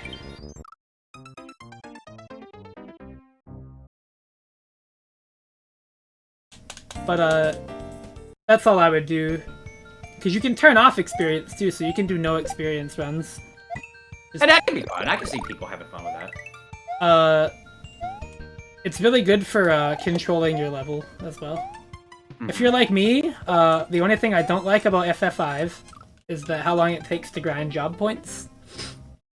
Especially by the end game. But with that, there is a very easy way to do it. And you can get to the strategy part pretty quickly without having it impact your character's levels too.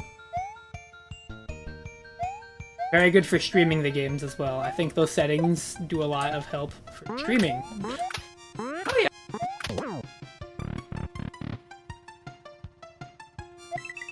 Or you can be like me and make a disaster of where you're just doing nothing but like grind sessions of Disgaea.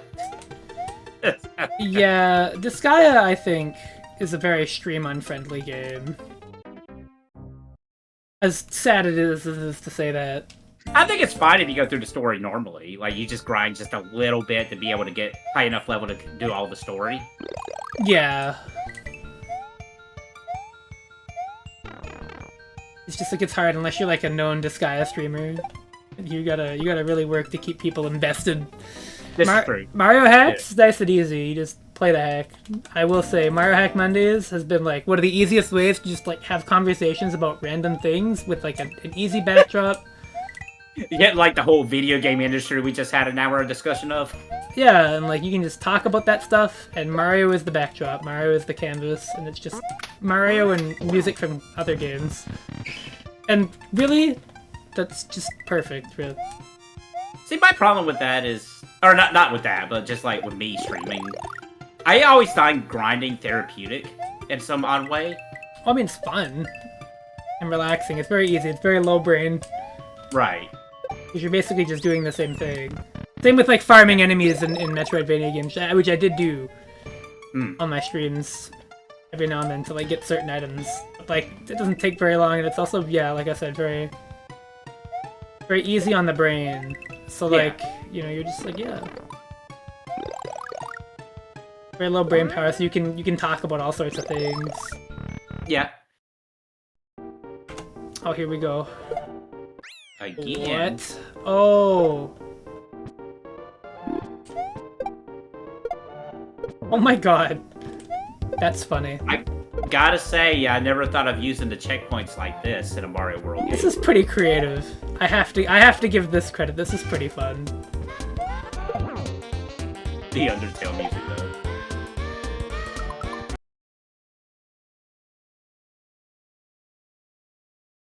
Oh, I thought I heard somebody calling my phone. You might have heard mine.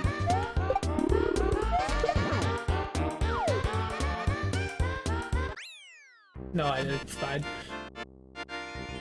Alright, that was cool.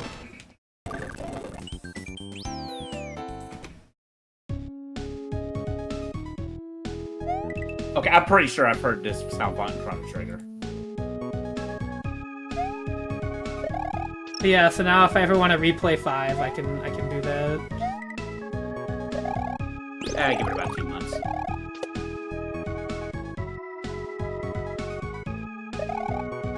Okay, I don't know if I can ask this, and I don't think it can say anything about it.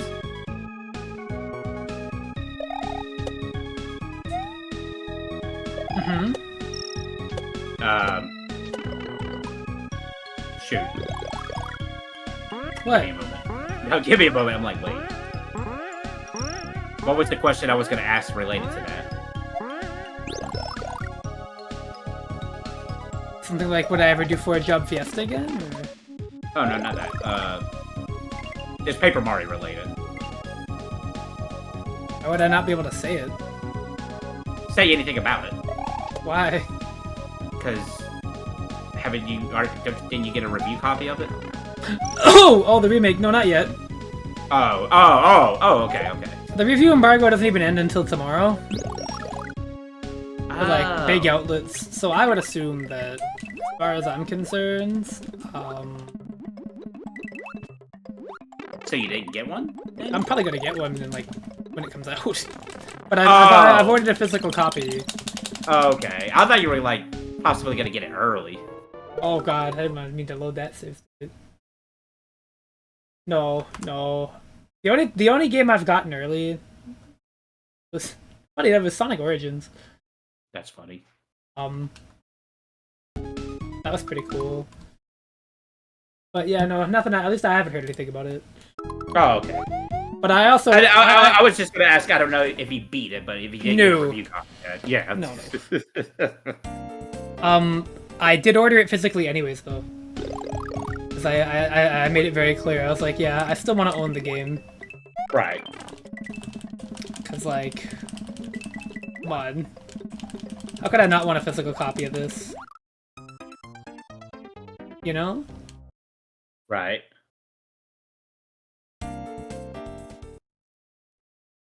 I can't believe it's like a real thing that's coming out. And it looks so good. And I don't have to pay $200 for it.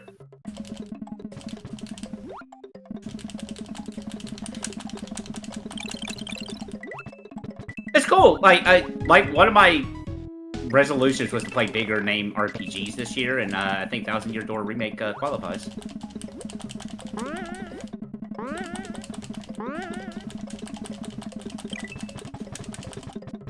It might not be the OG version, but I think it's well enough.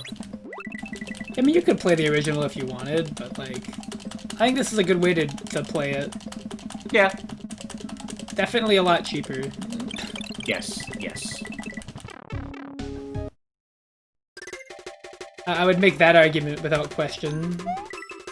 It's funny because it's still the regular price of a retail game, but they have remade it from the ground up, it looks like. It actually looks... It does not look like an upscaling or just like a A port. Like a port or a remaster. It looks like a remake. It looks like it has been completely reconstructed. Yes. Which is pretty nice. You think they done it in Unity again? That would be funny. I don't think so. This is a funny level. I have to go to the bathroom. I'll be right back. I will leave you all with the music for now. One moment. The good old music. Oh my god, why am I so yawning? God dang it!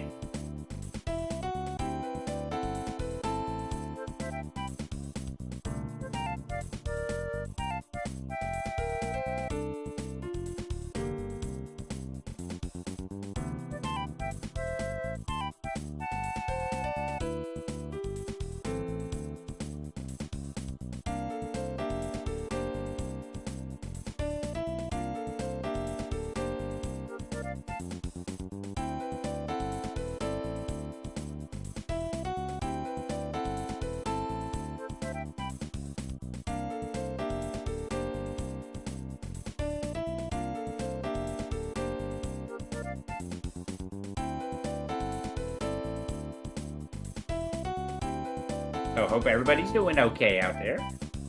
Hopefully everyone's doing the well.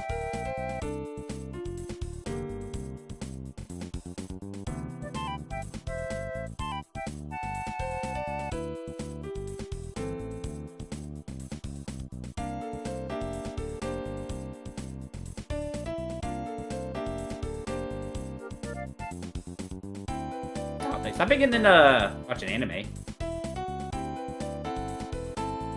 Getting back into that again.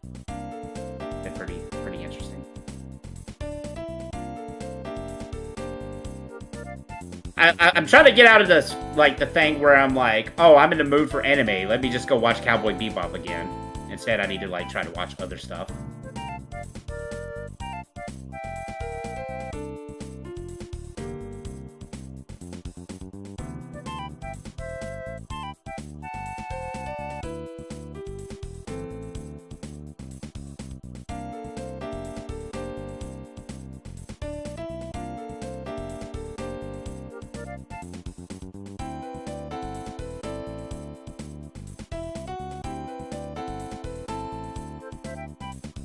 Oh, I'm back. Welcome back. Oh. Oh. The man of the hour. Yeah. What a nice bathroom break. Every now and then, it's just very good. Something just super nice.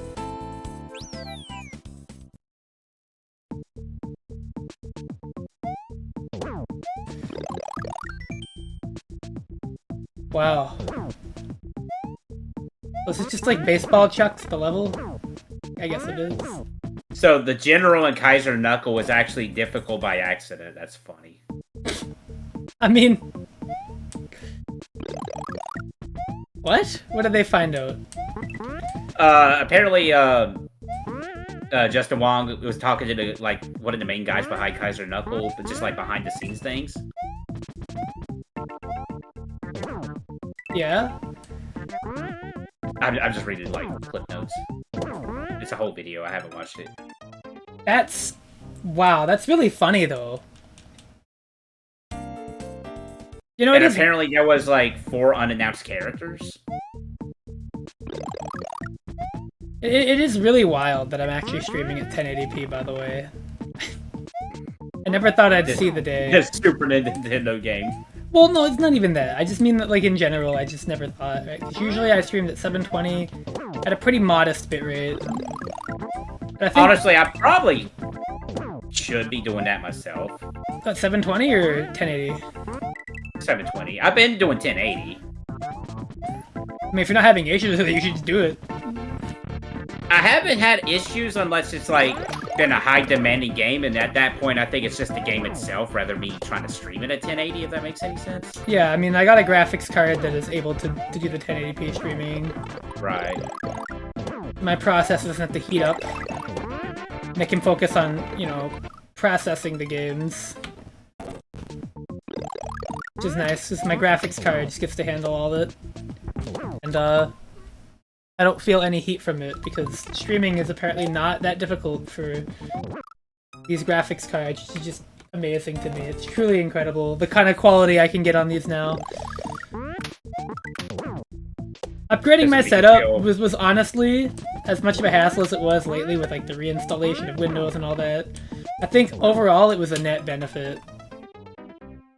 It was a net benefit for my streaming and like everything really.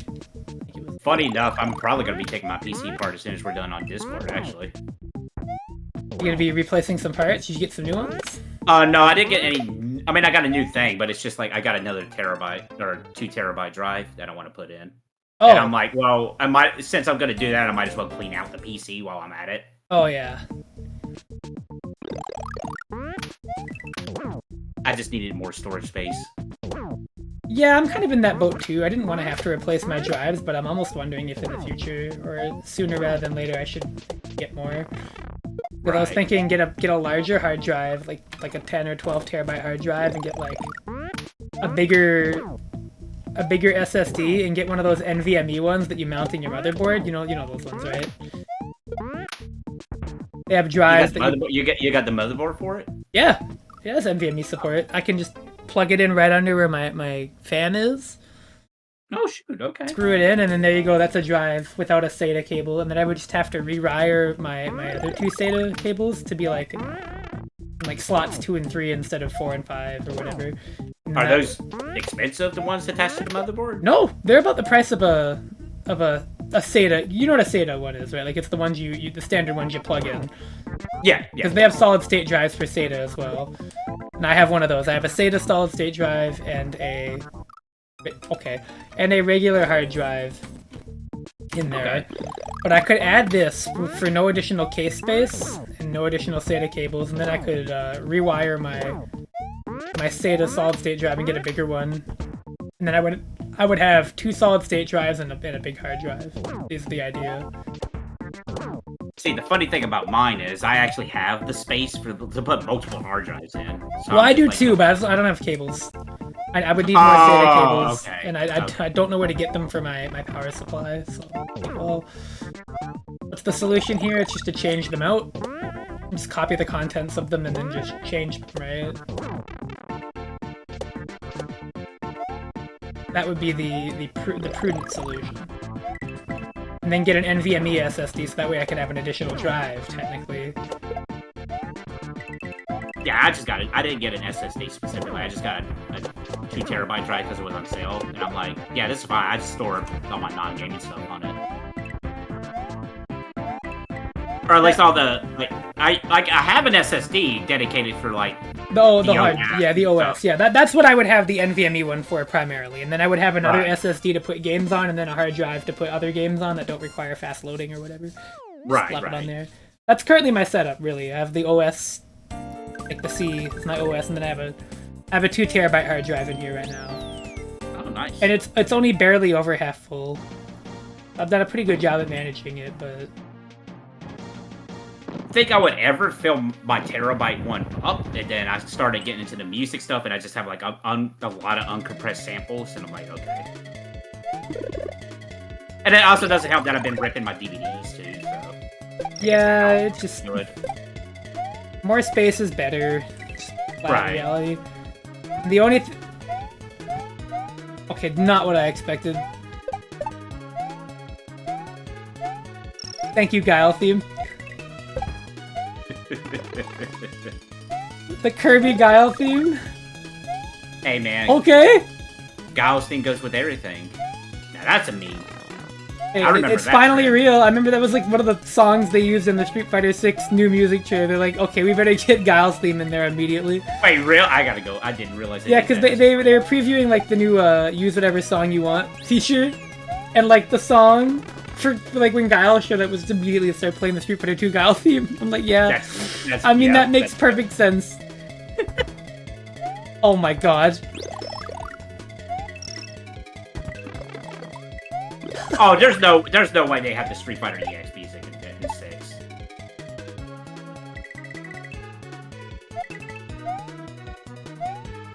This is so fucking weird to hear.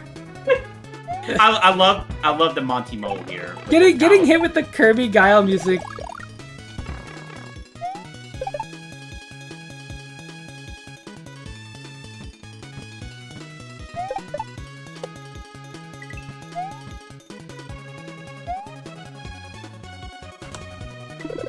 It's pretty good. Okay. It's a little bizarre, I have to admit. I never actually thought of like finding a MIDI file of Guile's theme and putting it with different sound. I've only ever done it with Karnoff's theme.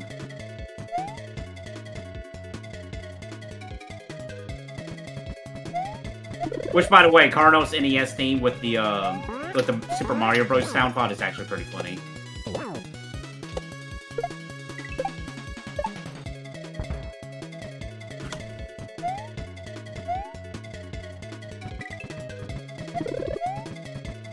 Yeah, this is one of the weirdest things I've ever heard.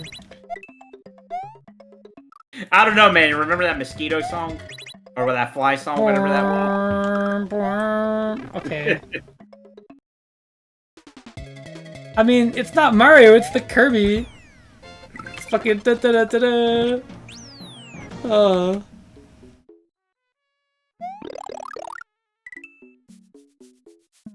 Oh.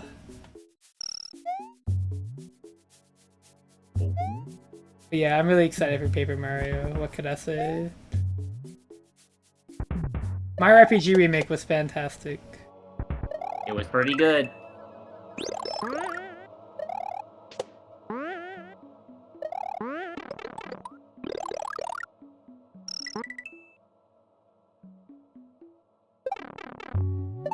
What? They still hit you in there? That's fucked up. Well, you know.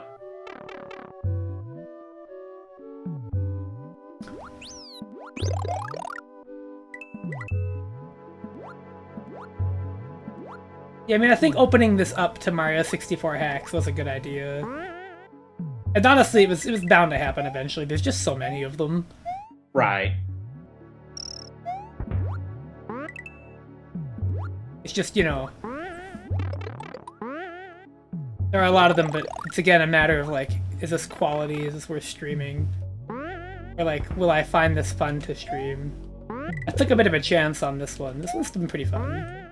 I've had to save state a bit though. I'm not particularly happy with that, but it's whatever. It'd be like that.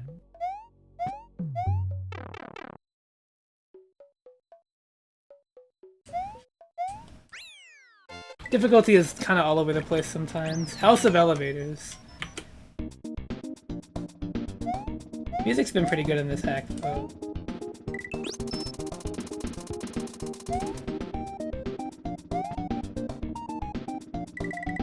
Oh. There's a lot of really weird scrolling gimmicks, too, that I'm not sure I understand.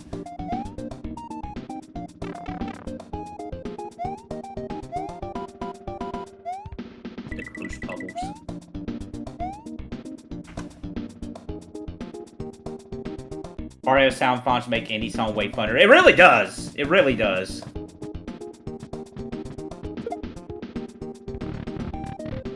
They're killing me softly. It's true.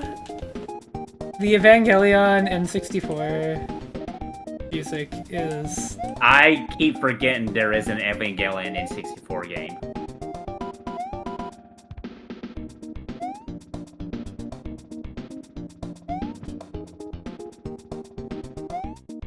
First, it's like being burdened with knowledge.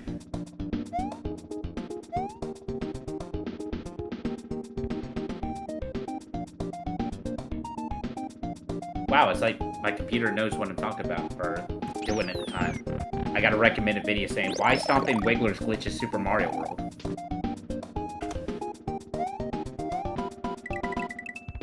Why? Why do they?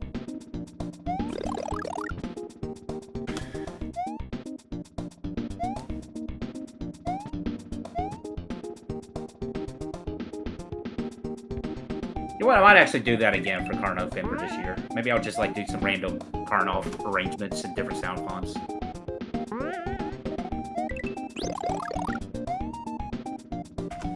Was it a Wednesday? The important questions. Okay, what kind of fucking big boo fight is this? The video was uploaded 2 days ago, so it was not a Wednesday when it was uploaded. Where is he? I don't even know where he is. Oh, he's all the way up there. How the fuck does this work? I feel like I've seen this gimmick somewhere before. This one in particular, anyway. This one's gonna take forever. I don't like that I can fall through it. That's really weird. Does this randomly go up faster at certain intervals? Yeah, it looks like it does. Okay. There's a Call of Duty collab with them. I saw that. Iggy's Castle time. Oh fuck! Ooh. Oh fuck! Oh. Okay.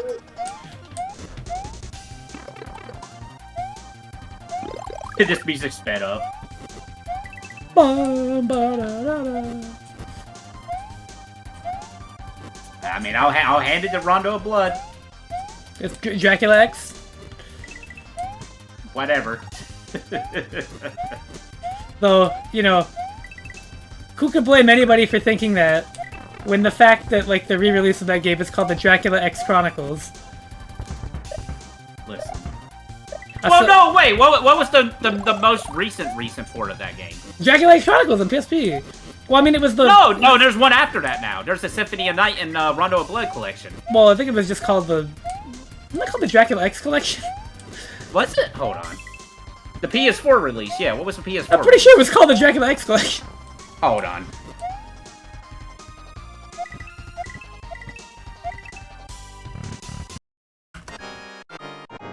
Oh my god. Yo. Oh! No, it was called Castlevania Requiem. Oh, but I mean... But what's the actual... It says Rondo of Blood on the cover. So, it's called Rondo of Blood, the most recent version over here.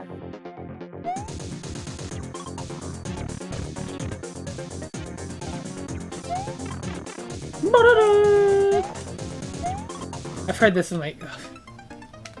I don't know, man. I don't know if I want to beat this anymore. This level says saying it's huge. I don't want. I'm done. Good hack though. Good hack. You're right there. You like it? You're right there. I don't want to play. Don't be like me. Don't be like me and just leave it undone and like come back to it 2 years down the road. It's like, you know, I should really finish that. Wait, hold on. Hanorod sent me a clip. I have to mute my desktop audio for a second. Sorry, Dish.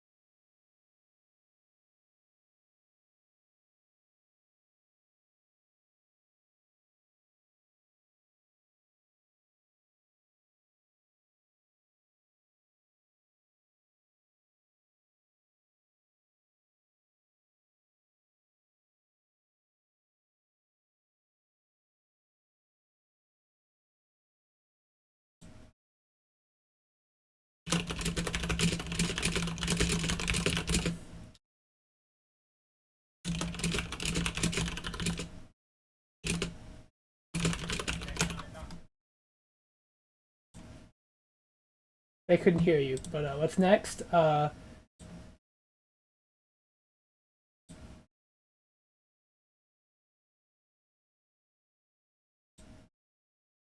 Is it Mega Man Soccer? Or are you gonna boot it up?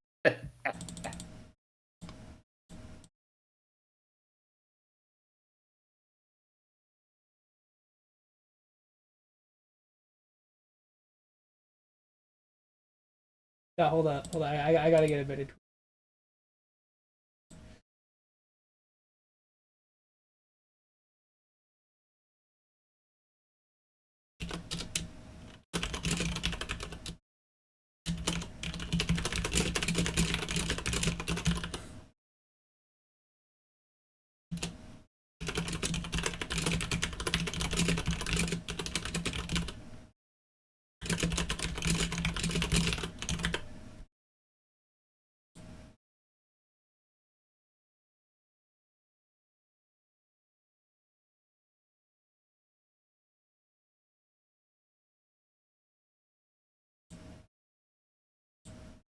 So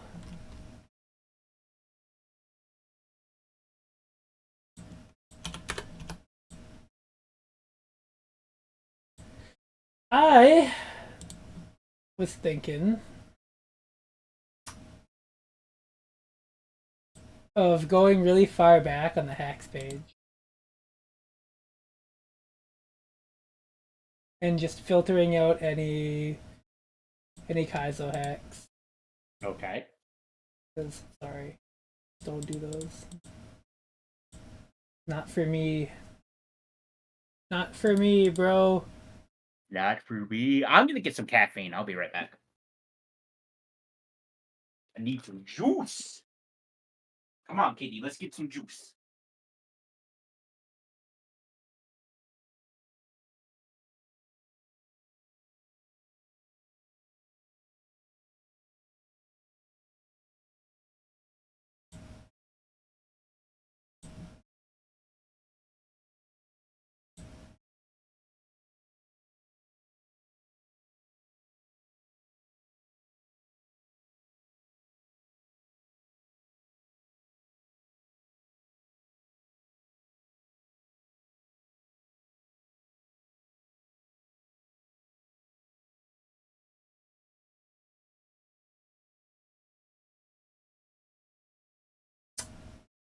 What can I play?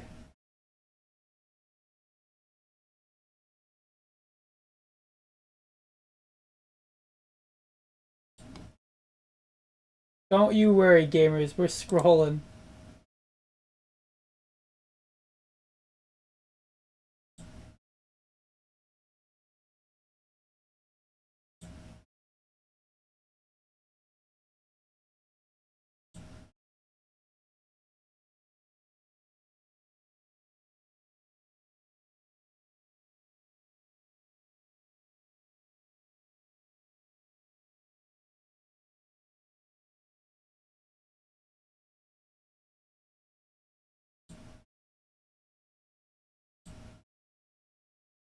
Luigi Stardust Adventure. You know what?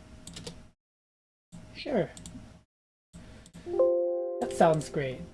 That sounds like Luigi. Love that guy. That Luigi fellow.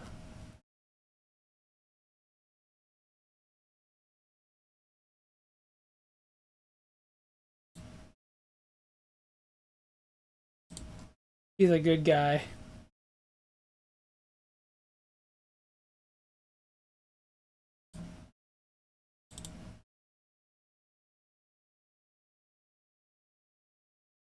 He's a really good guy, that Luigi fellow. Proud of him. Alright, let's do it. That ready, and then I'll wait for Dish at the title.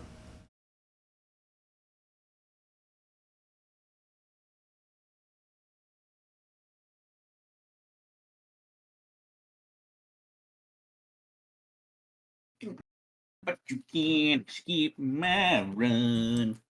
You okay? All right. What? Oh, yeah. You guys heard that, didn't you? Whoops. This is a Luigi, Yeah, I'm alright. This is Luigi Stardust Adventure. I put Luigi's. That's not what it says. Luigi. Luigi singular.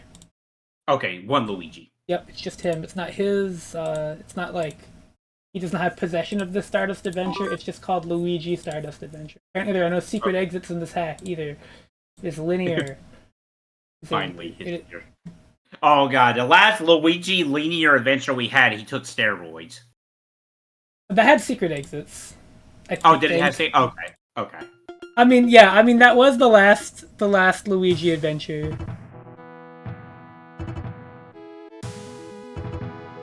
Let's say Fat Dark. Fat Dark Luigi. Fat Dark Luigi. Who the fuck is that? Well, now, okay, well, now I gotta know, right? What? I thought it was these Luigi hacks that got this shit. It's always Luigi! I don't understand. Oh, Super Bonk music. Never played it. Really? I mean, that's Yeah. that's not surprising. I was about to say, is it really that surprising? I haven't played a bonk game. Wow, you're like fucking most of planet Earth, actually. I don't even know why I said that. That's like a trained response. I feel like whenever you tell me you haven't played a game, I just have to be surprised. But I think it's because every time you've dropped that trivia on me, like without fail, it's usually been for like a game that I figured. Really? It's been like Really? that I figured. What? That game over. Why? What's it from? It's a Nokia phone. I'm glad you're old enough to know that. Shush. Whoops. Damn the old cell phone. I mean, is it really that surprising with some stuff that I said I've never played? Usually, when you tell me you haven't played something, it is. But like, it's because you only tell me when you haven't played a game that you probably think I thought you played. You know, like...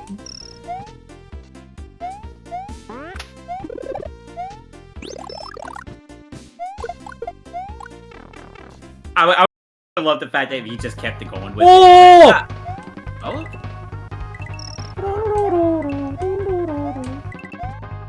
Got some good music picks here. I love the Donkey Kong Country 2 soundtrack. Mm-hmm.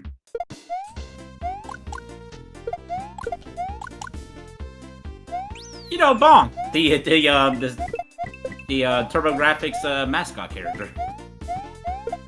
What do you mean you didn't have a TurboGrafx? I mean, Super Bonk was on the Super Nintendo, okay? Like, let me get one thing straight. Alright, fair enough. That was... You can tell because it's called Super Bonk. You don't know. There was Super Pitfall and that was NES. Yeah, true. There was Super C on the NES. Or Contra. If you want to talk about like a game with that in the title that was actually good. No, fair enough, fair enough. Which it might be imperative to talk about actually good games. Okay. Yeah, you know, you recently became a Mario RPG super fan. I mean, I always thought I would like the game. It's just good to actually play it in full. I know you really did enjoy it a lot, though. No, I did. I actually legitimately enjoyed my time with it. I've only had one real complaint about it, and who knows if it was like my particular Switch in particular was like messing it up or what. What? Also Sonic. Just having a little bit of lag that happened, but that's I mean, that's in the game, yeah. Right. That's why I'm like, with Paper Mario, I was like, it's gonna run at 30 FPS locked. I was like, you know what? That's fine. It's not gonna be distracting. I would rather that over like the game running at 60 and then just like lagging. You think it would have been weird and possible, just hypothetically, if the game did run at 30, except in combat, it would run at 60? They could do that. I don't think they did, though. But you think it would have been possible? Yeah, if they wanted to. But Okay. it really would depend on like what the battle scenes are rendering. Yeah, and the Switch is old. That's just what I've come to the acceptance of. And they're also using the Origami King engine, which coincidentally also ran at 30 FPS, I'm pretty sure. I didn't know I was using that engine. I mean, it probably is. There's a pretty good chance it's running on that. I don't know why they would make a completely new engine this late into the Switch's lifespan. I mean, true. It's like, yeah, at that point, you might as well. You already did the fucking work. True. Work smarter, not harder. And I also trust the developers to give me a satisfactory gameplay experience. It was weird when it's like when this argument had come up, going like being more efficient. Like people's like, oh, they use the same trees in the new Pokemon game. I'm like, really? Early verdict: vibrant visuals, music picks interesting, confusing. Luigi, you're not a so Mario 7 out of 10. Yeah, so far, it's good. What is better, though, View? Sonic and Mario sound font, or Mario and Sonic sound font? Oh man, Mario and the Sonic sound font goes ridiculous. Having heard it like so many times, it's so wild.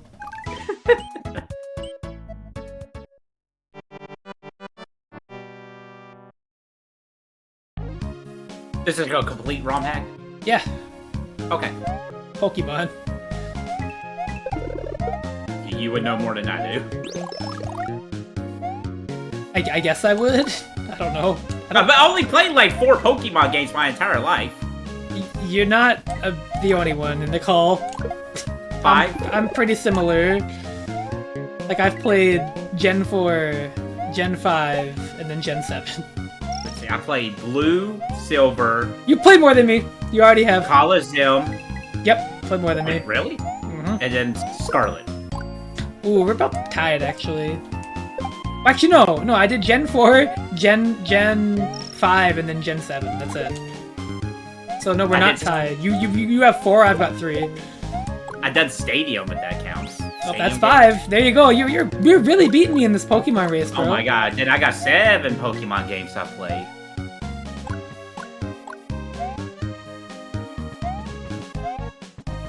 I'm actually kind of surprised.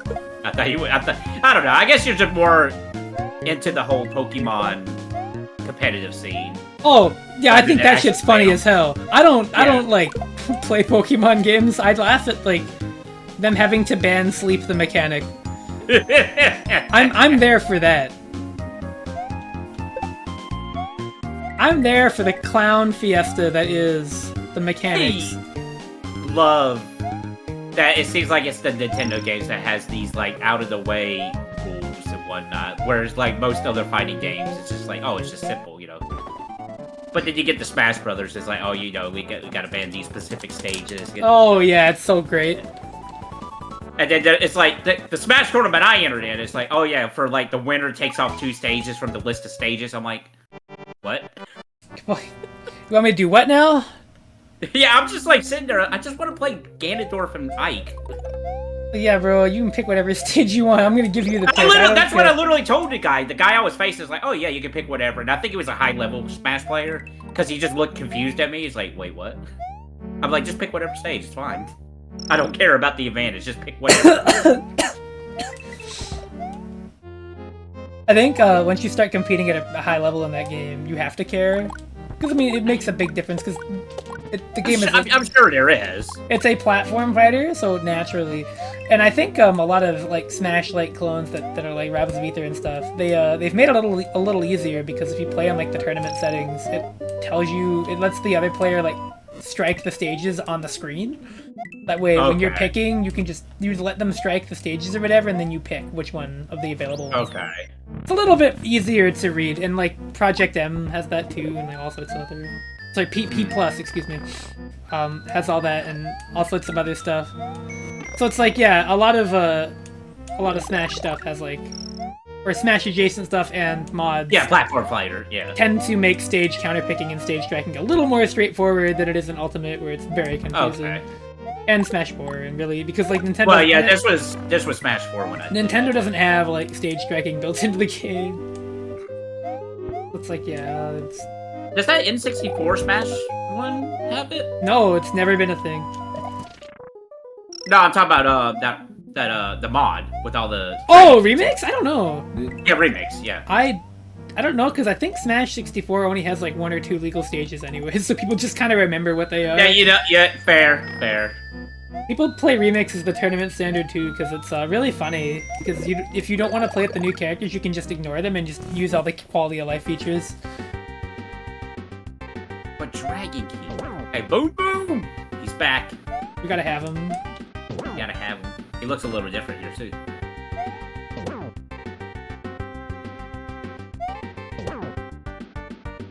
Thank you, Boom Boom. I think that's the most standard Boom Boom we've had for a while. Yeah. Nice to go back to our Boom Boom roots. Yeah, our Boom Boom roots. Where's my Boom Boom figure? Oh, it's in the other room. I got a statue of David on as a figurine on my desk at the moment. That's the only thing I got. You know... And a Sprigatine. I got Sprigatina here, too. Hanging out.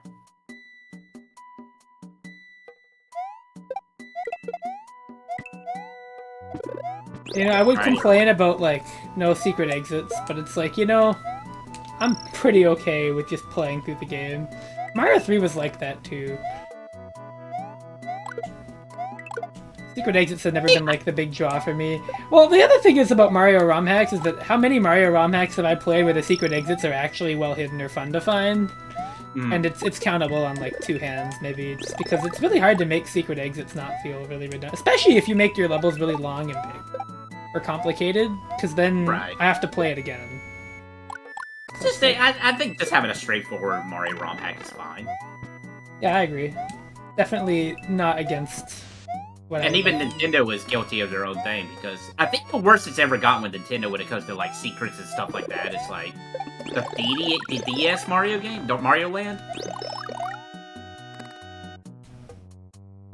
Or is that more? I'm thinking probably more of like all you can unlock in that game, or like all the collectibles, I should say, in a 2D Mario game.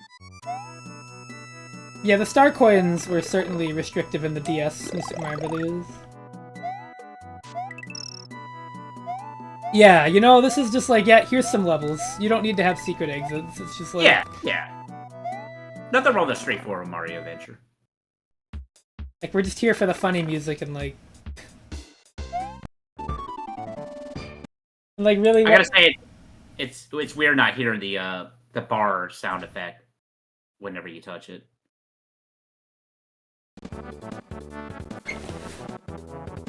It makes the one with story all the more special. I like how you put story in quotes. I mean, yeah, we gotta stop Fat Dark Luigi. See, I kind of wish I opened with this one, because I would have loved to have beaten this. I mean, another hour. Don't think it's possible. This seems like it's far too big. Unless you want to go to 12 o'clock. Okay there, buddy. Hang on. Maybe. We'll see. If I'm really liking it, I'll keep playing. Yeah. I have nothing to do this evening, and I go to work tomorrow and get sad that all I'm saying is, if you don't see Fat Dark Luigi in an hour, we gotta see him. I don't think we're gonna see him for a while. I'm really curious as to what the fuck they meant by that. I don't know. I would really like to know who Fat Dark Luigi is. Alright, View. So I think this might be one of those rare Mario Hack Mondays where if I don't beat it this day, I'm gonna remember this and play it next week. Oh boy. What would be the most surprising JRPG music to see pop up here? Oh, RPG music, you mean? Yeah, JRPG. RPG music? Yes. Yeah. Probably something from like East. I don't think I've ever heard East music. Oh, I don't think we had we? Or Grandia is another one I don't think I've heard. Grandia was another one I was thinking, yeah. Grandia is... Oh, Grandia, man. Grandia? I couldn't. I don't even know. I call it Grandia. It's probably actually Grandia, to be quite honest. I think I've heard of. But the regular-ass battle theme from Grandia 2? What the fuck? Dude, that just blows my mind that that's just like, hey, you're fighting a slime. Here's this epic orchestra music. Oh, it's sick. Phantasy Star? Oh, dude, I think we've heard Phantasy Star music. I mean, the problem is I don't know what Phantasy Star music is. But I haven't... Yeah, I gotta be honest, I'm not too familiar with Phantasy Star. I can tell you it probably hasn't showed up. Or Shining Force is another one. Shining Force, yeah. Okay. Oh! Oh my god, what was that? Oh, you don't remember them from Yoshi's Island? What? The big mask? Yeah, the stretch? Yeah. Were they that long? Yeah. Jeez, I need to replay Yoshi's Island again. Oh yeah, you do. You talk about how it's the greatest Mario game ever. It is! What a fake fan. I need to replay it. I haven't done it in a while.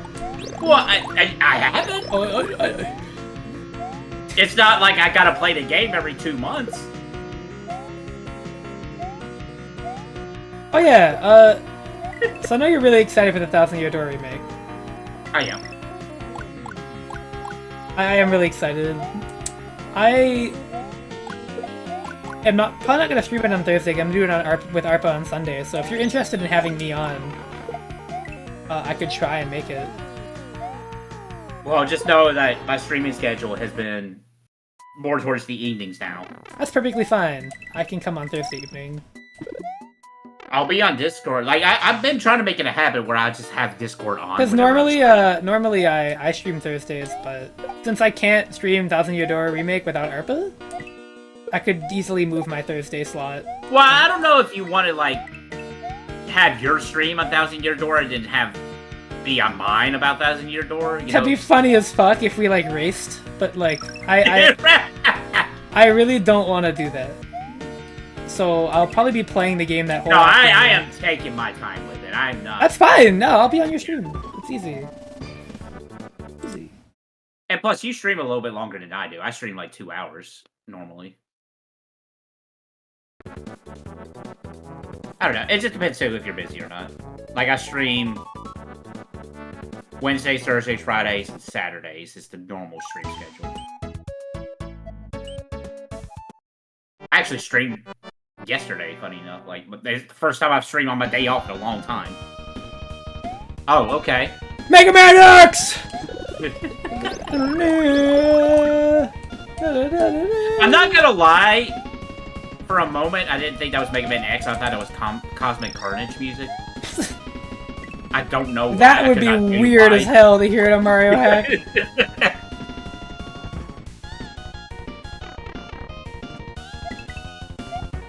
Like, fuck, dude.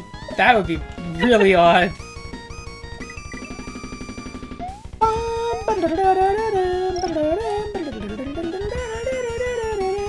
I need to start making, like, have a notepad list up while you're playing these and list every song, or every video game a song pops up from.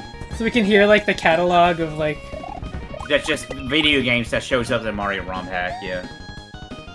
And just think, these are not even all of the hacks on the website. Not even by, like, a long shot. Right.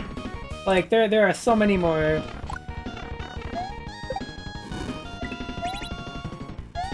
Is that, oh, you want, like, Guns N' Roses' entire Mario World OST? Here you go. Okay, that would be cooking to a degree that I don't think we're ever gonna hear. But that would be a really funny way to avoid, you know, copyright muting, I won't lie. Yeah. Like, just programming your own Mario World sound font versions of... Guns N' Roses. That... Just the entire, you know, just... Guns N' Roses. Like a whole ass Bon Jovi album done in the fucking Mario World sound font. Please. Just think, you would completely avoid any copyright detection. I'm just saying, it would be pretty genius.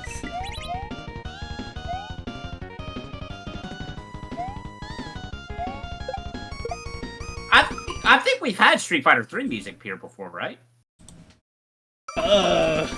I don't know about Street Fighter 3. I know we just had Kirby Guile theme. I've heard Street Fighter 2 pop up a couple times. Oh, hey, Mouser. That's a weird looking Mouser. Star Fox music. Okay, I wouldn't know. Never played it. You didn't play like the game that ran at the best frame rate ever? 5 FPS?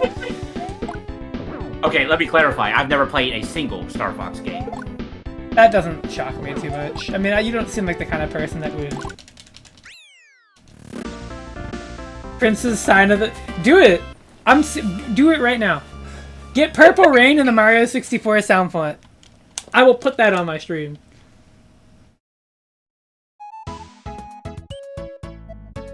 I guess this must have auto-saving. Hey, look, it's World 2, and it's a beach world. Samba Tropical! What? Samba Tropical. Some dumb that Sega game? Oh, fuck! Super Adventure Island music? Let's fucking go! Okay, I wouldn't know. Okay, so Super Adventure Island might have the best Adventure Island soundtrack because the Streets of Rage composer, Yuzo Koshiro, did it. Oh, that's right. I remember your stream of playing this game.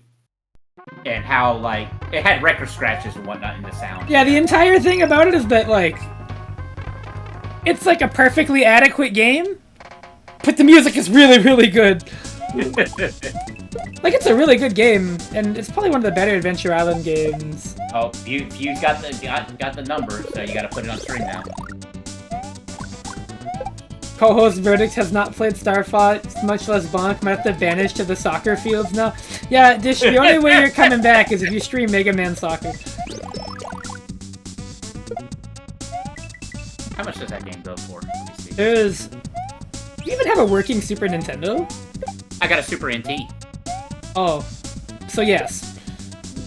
And yes, I do have a working Super Nintendo, but the NT is just better. Oh yeah, the NT just like plugs into TVs. It...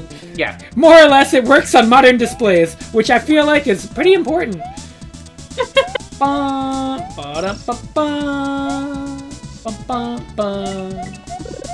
Dude, I love Super Adventure Island music. I am... No, I can't even believe I was about to get into these thoughts. No, I'm not paying $70 for a copy of Mega Man Soccer. A loose card. You don't think that's worth it? No. Wow. Nobody should play... I paid $30 for Mortal Kombat Mythologies Sub-Zero, which was probably too much. That's worth it. I would say that's worth it. I mean, just to say I own that game. There's no other reason. That shit is so funny. That's a game you never stream, have you? Why would I stream that? For the FMVs. I could just watch that on YouTube. But you could play it. I could just watch that on YouTube. There's no need. There's no... It's not doing me a service. Give what your audience wants. They don't want to see the game! They want to see the FMVs! They want to see you suffer to get to the FMV. They don't! So, if we can get T's sub count to 100... Oh my god, no, because I know if I do that, you know who's... Dino will literally just... like, he will materialize. That's what happened with FF2. I was like, That oh is what yeah, happened, yes. I'll put a sub goal on for FF2. And then Dino, like, gift subbed, like, 20 people. He's like, yeah, you go play FF2 now. I'm like, what the fuck is wrong with you? What is wrong with you? Are you throwing money at me to hurt myself? Like, that's not legal. I did beat it, though. I had a better time with it than I thought I would, being truthful. The music in that game. Well, yeah, I think that lifted it. I have never... Like, they went ham on FF2. In particular, yeah, I mean, the other ones, they went ham on the whole thing. But, like, FF2 definitely got, like, a lot of effort for being, you know, FF2. Even, Yes. The one VTuber I watch, they were Yes. playing all of the pixel remasters. And, what they mentioned, and this was really funny, is they mentioned this, and I thought it was hilarious, because I came in on their FF3 Pixel Remaster stream, and they were like, oh yeah, I finished 2, and that was, They were, like, laughing. I think they were trying not to call it ass. Really hard. And I was like, oh yeah, that's a game. I rag on 2. I can get where they were coming from back in the day for making... Oh, you know, making the game the way 2 it was. is, makes sense, because, you know, you want to make your level up system more interesting, you want to try to push the boundaries of RPG mechanics. Yes. I've been thinking of giving 8 another chance. Which might be the most Really? unbelievable thing I've ever said, but you know what? Really? That's gonna Maybe. be interesting. Maybe. I would live stream it though, to make it more interesting, obviously. Right.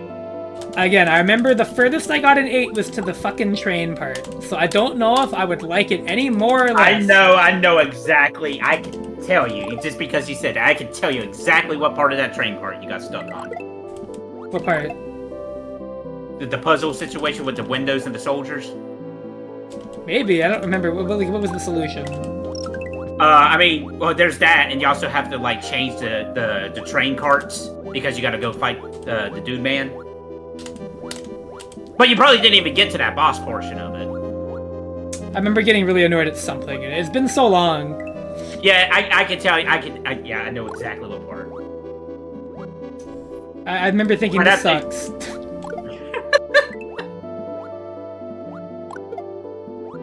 Like, I don't even like the mechanics that much, and I have to do this awful train puzzle? Man, that's crazy, though. You would do that over, trying 9 and 10? I didn't say over. It's not like I have to just do one or the other. It's not a... Right. Maybe sooner, though, because, you know, streams are about entertainment. They're not about,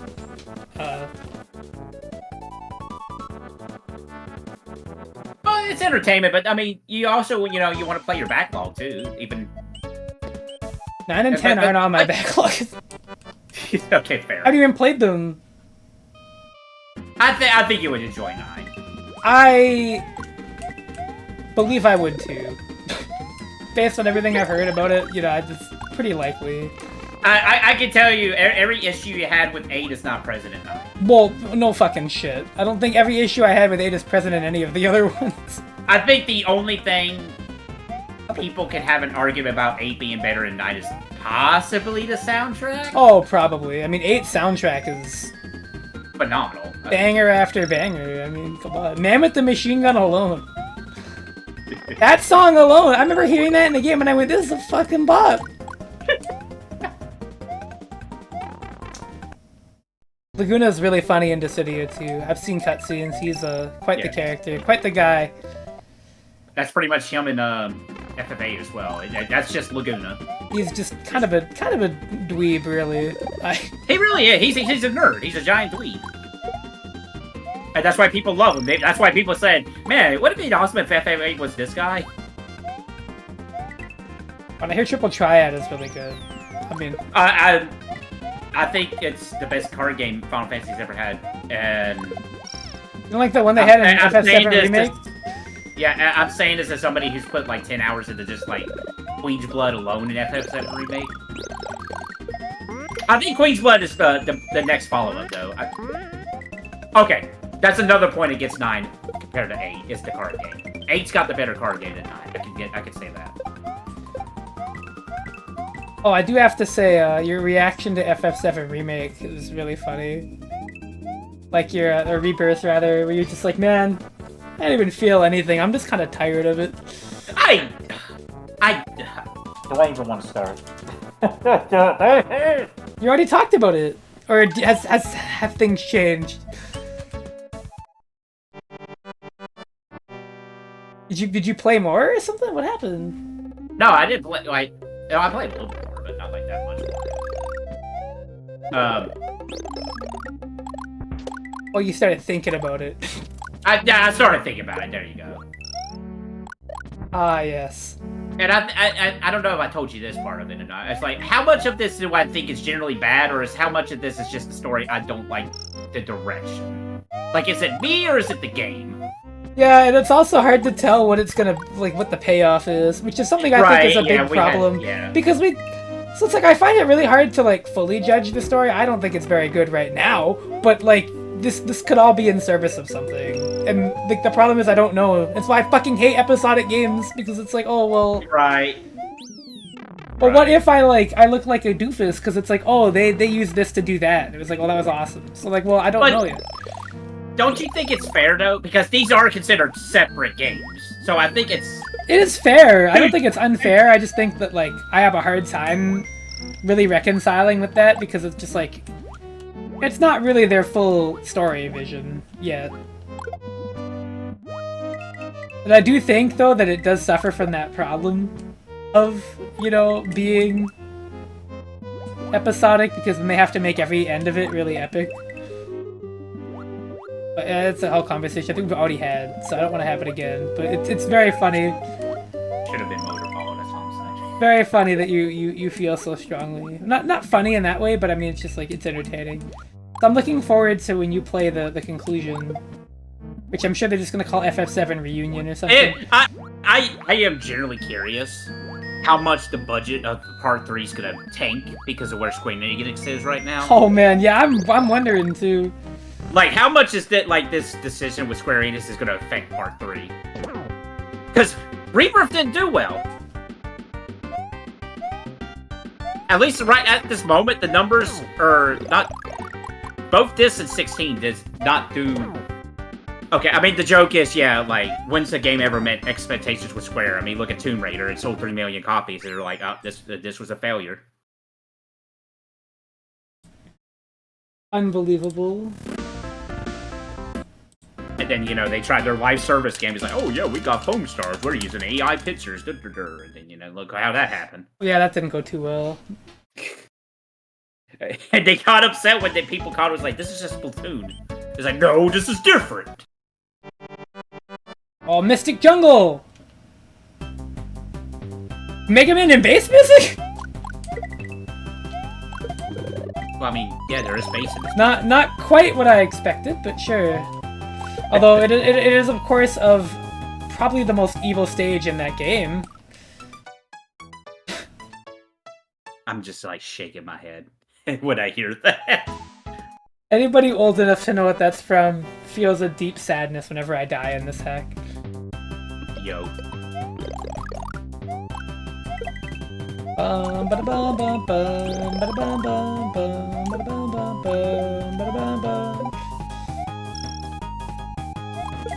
Jeez, it like Final Fantasy in general, just going back at that. I just don't know what's gonna happen after 16. You know what? It would be pretty funny if they actually had a Final Fantasy. It all comes back to the beginning. I'm definitely pretty torn. I don't think I've ever wanted to play a new FF game, and I don't think they're ever going to change that based on the direction they're going with the franchise, so I just don't care Well, anymore. I mean, I think you said it before on a previous stream. It seems like that the general the FF fan base has kind of like gone out of FF since 10. Yeah, no, it's just not the same franchise anymore. Right. And I feel like they've hit probably a larger demographic, I guess. I mean, have they? Probably. I don't know. And hey, I can say this now. I have actually tried out 16, and I'm just like, I'm just not digging it. It's an action game. It's not an RPG. It literally is not an RPG. And it's an RPG. It's just more weird. I will say Stranger of Paradise is definitely the best thing I've seen come out of Final Fantasy lately. Which is not what I expected to say. Yeah, it's not a bad game. No, I mean, I didn't think it'd be a bad game. I figured it'd be funny and pretty good, but I did not think it would be like the Final Fantasy game that I've actually thought about playing. But like, at the very least, it is hilarious. That game is so fucking funny, dude. I feel like Final Fantasy's at its best when it's at its goofiest, which is what Stranger of Paradise is. Dude, the cutscene where he said bullshit and walks away with the music, every time I see it, I laugh. I still laugh. It's so Playing fucking it right funny. now. Oh yeah, it's good. It's so fucking funny. It has no right to be that fucking funny. When I first saw that, I was like, this game is so fucking goated.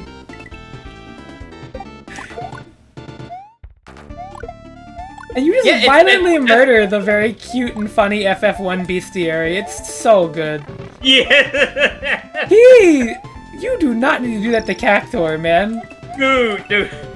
Have you seen this Tomberry one? What does he do with the Tomberry? Oh, he just like casually walks up to it, touches his forehead, and it just like bursts into crystals.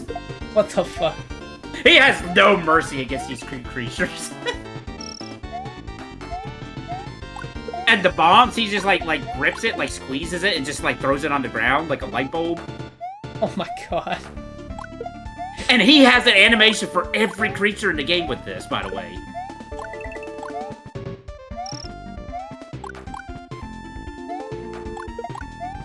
Dude, you should have seen some of this cutscene with some of the poor elemental fiends too. They were hilarious. Especially Lich in particular. You'll have to look it up later. And what happens? It's just, I don't want to spoil it. It's just funny.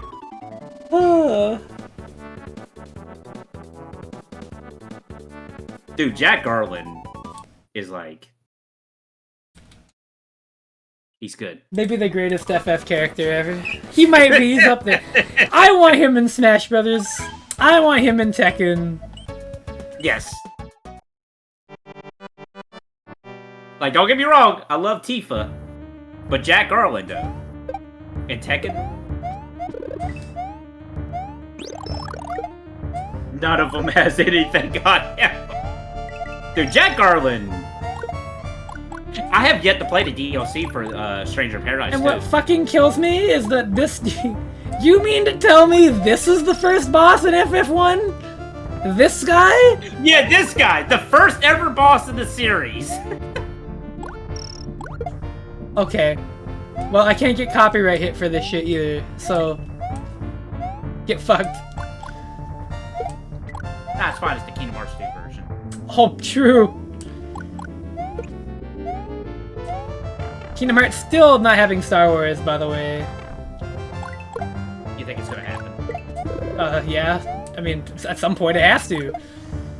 You gotta have Darth Vader kill Ansem, okay?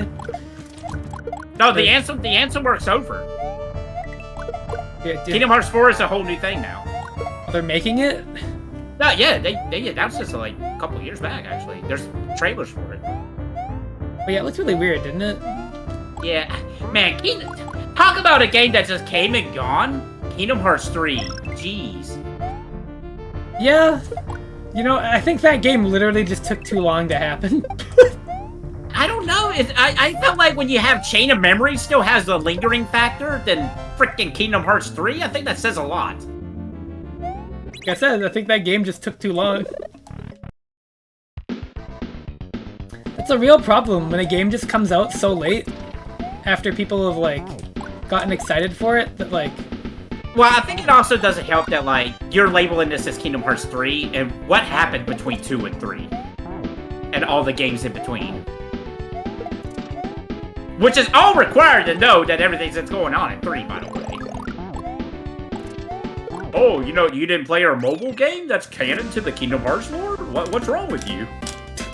Well, I mean, I hear that there's, the collection just makes it so that you're able to actually look at all that, which is great. It's like, guys, we made a whole movie so we can explain what happened in the mobile game. Hey, it's better than Nautics? What the fuck? This is a really long desert world.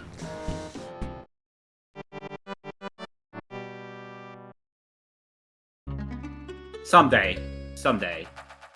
Oh, probably like the best desert music in video games. No, but it's pretty good. I do like this song. It's okay, I think the two things on my docket that would be like immensely amusing and would probably kill me that I maybe want to do. I want to do every 3D Sonic game. Okay. That would be murder. You would never hear from me again. And I want to force myself to play through every main numbered Kingdom Hearts game, which would also be murder, and you would never hear from me again. So you would only play 3? 1, 2, and 3. I would not play anything in between. Oh, if I get lost in the plot, I don't care. I actually... Do you want to know how much I care about Kingdom Hearts lore?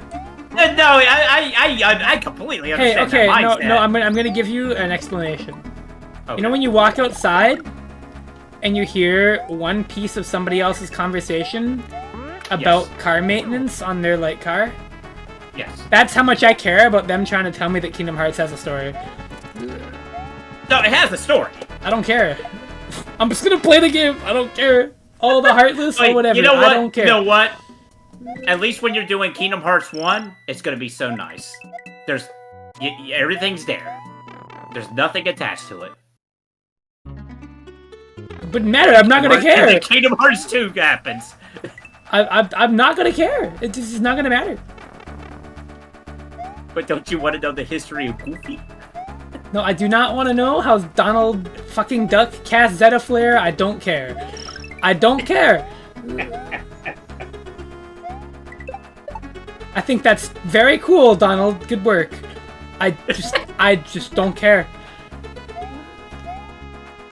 I don't care about Organization 13, Mickey Mouse. I don't care about his nobody, his somebody, his half buddy, his friend buddy, his MySpace buddy. I don't care. I don't care. I'm just gonna play them. But out of curiosity, what makes you want to stream those games? People keep telling me to play them. Well, not telling me, but I keep getting the impression I should try it. Because, you know, I'm just like, you know, maybe I don't hate ARPGs. I just need to play the right ones. It's been so long. What's the last one you played? It was the original Kingdom Hearts a long time ago.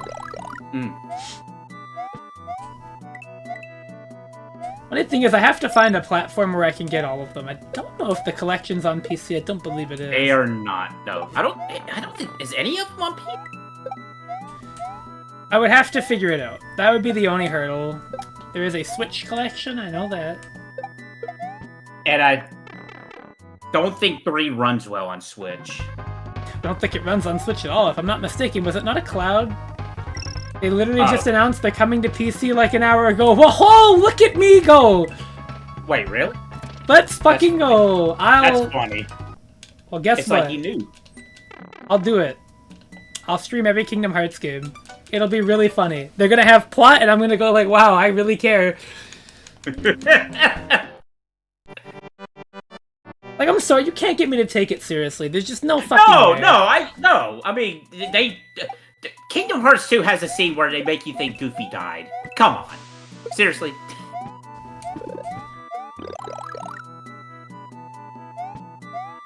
Like, come on, dog. Ain't no fucking way, I'm sorry. You have a scene in that game where Donald Duck says Sephiroth. That's kind of goated. Speaking of disappointing,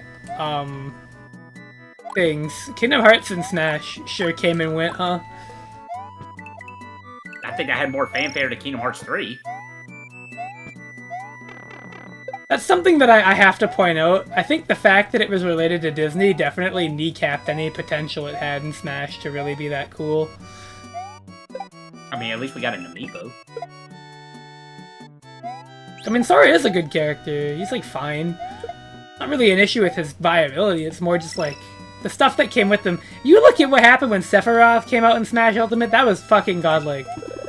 Oh, the stage, the music, oh my god, it nearly brought a tear to my eye. Because I had played FF7 maybe a year prior to that, and I was like, this game is a fucking goddamn masterpiece. I loved FF7. I could not believe how much I enjoyed that game. Love the cast, love his characters. Love the fucking music, love the presentation, love the world. Love the dialogue, even. I don't think the localization was that bad. There's a patch that came out recently that, Well, you played the PC version, which doesn't... It's not the original PS1. Well, no, but there's a patch that fixes a number of, dialogue flubs that are even in that one. But it doesn't do the whole retranslation thing. It's just the original English localization, but with some, typo fixes and stuff. So no longer this guy are sick. Yeah, but, like, it's probably the best way to play. Dude, okay. I found there's actually somebody had made a fan dub of FF7 for PC as a mod. And they included a version that includes the spelling errors. So you have a girl that says this guy are sick, and I lost it. I'm like, I can't believe they put out her weight. Yes. That's fucking godlike. That might be worth a replay on stream. I might restream FF7. I think that would be fun. I like FF7. Me too. I'm surprised I haven't streamed it yet. No fucking way, dude. Yeah, never streamed FF7. That's like your favorite video game! Haven't streamed it. Okay, sorry. Second favorite. Your first is... It's still up to debate. Still up to debate. I gotta replay Phantom Brave. I will say my streaming of 7 was definitely made way better when you were on, so I might try to have you on for every stream of it this time. That would be fun. Just have you and me for the whole thing, because you were only there for like some of them, and that was when I got the weapon from Eligor, and you were really angry. Dude, I am so... that angers me to no end that you just got it like that, where... I kid you not, T. Every time I've done that, I think the least amount of time it took me is 15 minutes to get that weapon. Yeah, I got it first try. And you got it first try! I literally just clicked still. It's like, oh, Eligor. I click it, and it's like, oh, that was easy. And you were like, no way. Come on. You were so mad. I'm bitter. I'll admit it. It was so funny. I have that It's not gonna happen again with you, though. What if it does? Then what? Shut up. Or when I got the Turk Steel the first try? I don't think I was there for that one. I got the fucking ring off Reno immediately. And I was like, oh, okay.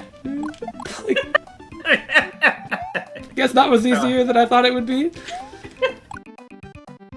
No, I think the Eligor one is probably the hardest skill in the game, honestly. I have freak luck, and I think you've seen that firsthand. You've witnessed just how fucking eerie my RNG is. It's like with Cliff, you know how like he has the dodge move, right, where he can break his back? My good friend V-Guy and I played sets for literally 6 months, and I never broke my back once. Not even one time. The joke we started making was that it was just an unused sprite. And he's mentioned this like every time we talk about my RNG. He goes, I will never forget that like fucking 6-month streak of you never having that happen. And I'm like, yeah, I know. I mean, it's just like the human body in real life, you know? Sometimes your back is just good, and then all of a sudden, oh my. Oh, it was very funny. I just have godlike RNG, that's what I've come to accept. Oh, we're gonna see you at RNG coming to play in FF9, sir, with your skill rates. I would love to see that. Maybe Mario Hack Monday is gonna rebrand to FF9 Mondays. Or maybe I'll restream FF7 again. Play a game I know I like. One of these days I'll stream it. It's been a while. It's been like a couple years by now, so I think it would be fun to go back and do it again. Now, for me, it's been the reason. There's actually a reason why I've never done a playthrough of FF7 or streamed FF7 yet. I just feel like I want to be more confident with it before I do like one of my favorite games of all time. I think you should just do it. Myself, I do. I think after Paper Mario, I think that should be your thing. No, I already know what I'm doing. For the rest of this year, I want to play catch up.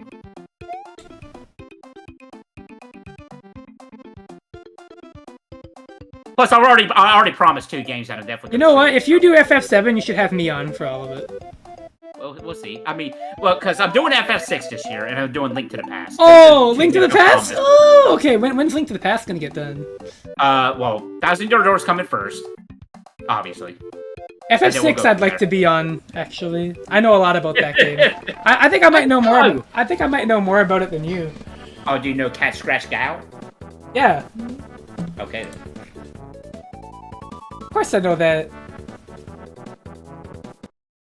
Sheesh. I don't know if you're lying or not. You know about? Do you know about Psycho Cyan? Yes, I know about Psycho Cyan. Okay. That's good. And yes, I know Saban's martial arts is like a magic stat. That's good. Yeah, so you know the 2 earrings. For the record, my setups got so specific. My friend Pat the Flip was just like, "Oh man, do you beat this game without using Ultima?" And I'm like, "Yeah, check this shit out." Yeah.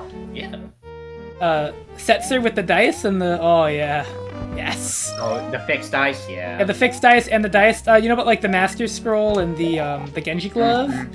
Yep, that's my strat on Setzer, where you put him in the back row and you throw the dice like 8 times. It's a million. Doesn't it actually make him the best party member in the game? Actually. No, the slots do. You only really care about because in the original for the speedruns, you just manipulate the slots because you can. Oh, it's and you can and you can always get Joker Doom.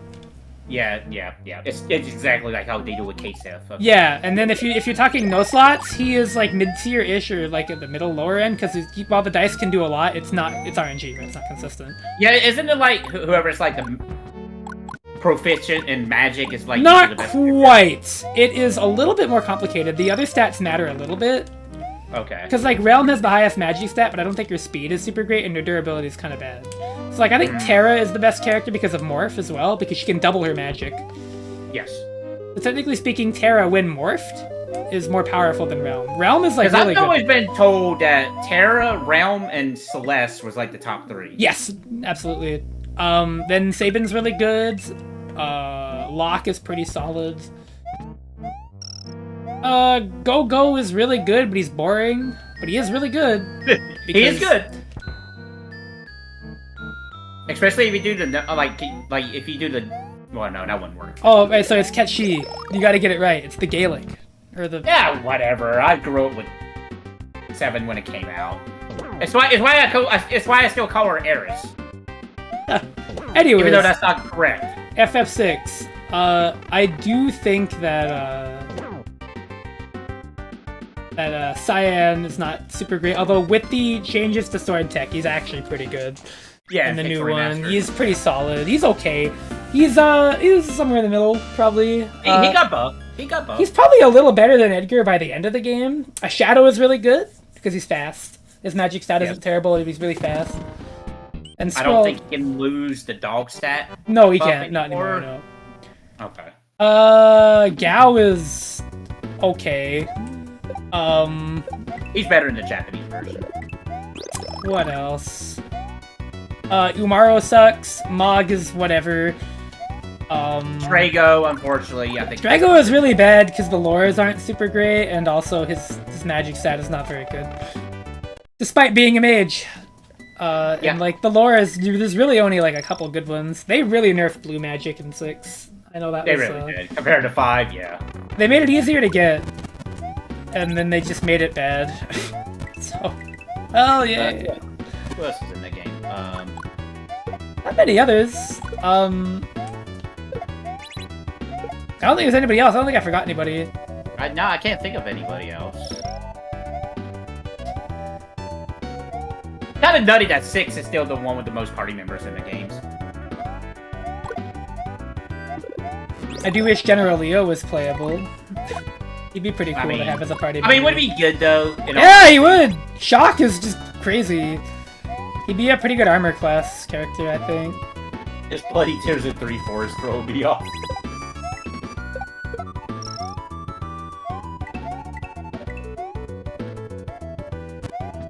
Yeah, I would love to play through 7 again. I would love to be on stream for all of your 6. So you can also turn on the pixel font now, so you don't have to worry about modding the damn font anymore. You can just turn on the pixel font. Yeah. Well, I would be playing I would be doing the PS4 version. I mean, that's on there already. Right, that's what. Yeah. It just came with it.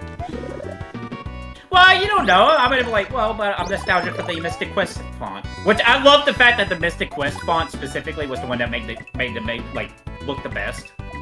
Yeah. Who would thought Mystic Quest is a good game?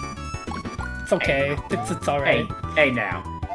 Understandable, but that game is a childhood treasure of mine. Okay? Game has very good music. That's all I'm gonna say about it. I'm pretty sure that's all anybody could really say about Mystic It Quest. looks nice. Graphically, come on. I've seen better on the Super Nintendo, to be quite honest. I mean, you're not wrong. You're not wrong. I mean, 5, 6, and 4 exist on that console. 4? No, I would say Mystic Quest probably is better than 4. Okay, that's fair. FF4 looks like an NES game that came out on the Super Nintendo, which is what it is.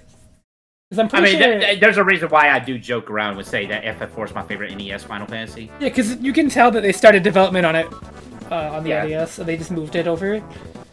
The overworld is the most clear indicator. Like, just the way the animations are there. Mm-hmm. Then Chrono Trigger is like the best looking game that they put out on that console. Square specifically, or just like the Square. best looking game on the console? Square. The best looking Super Nintendo game, oh my god, that's hard. You can give me a minute. Probably Rendering Ranger, if I'm being honest. Okay.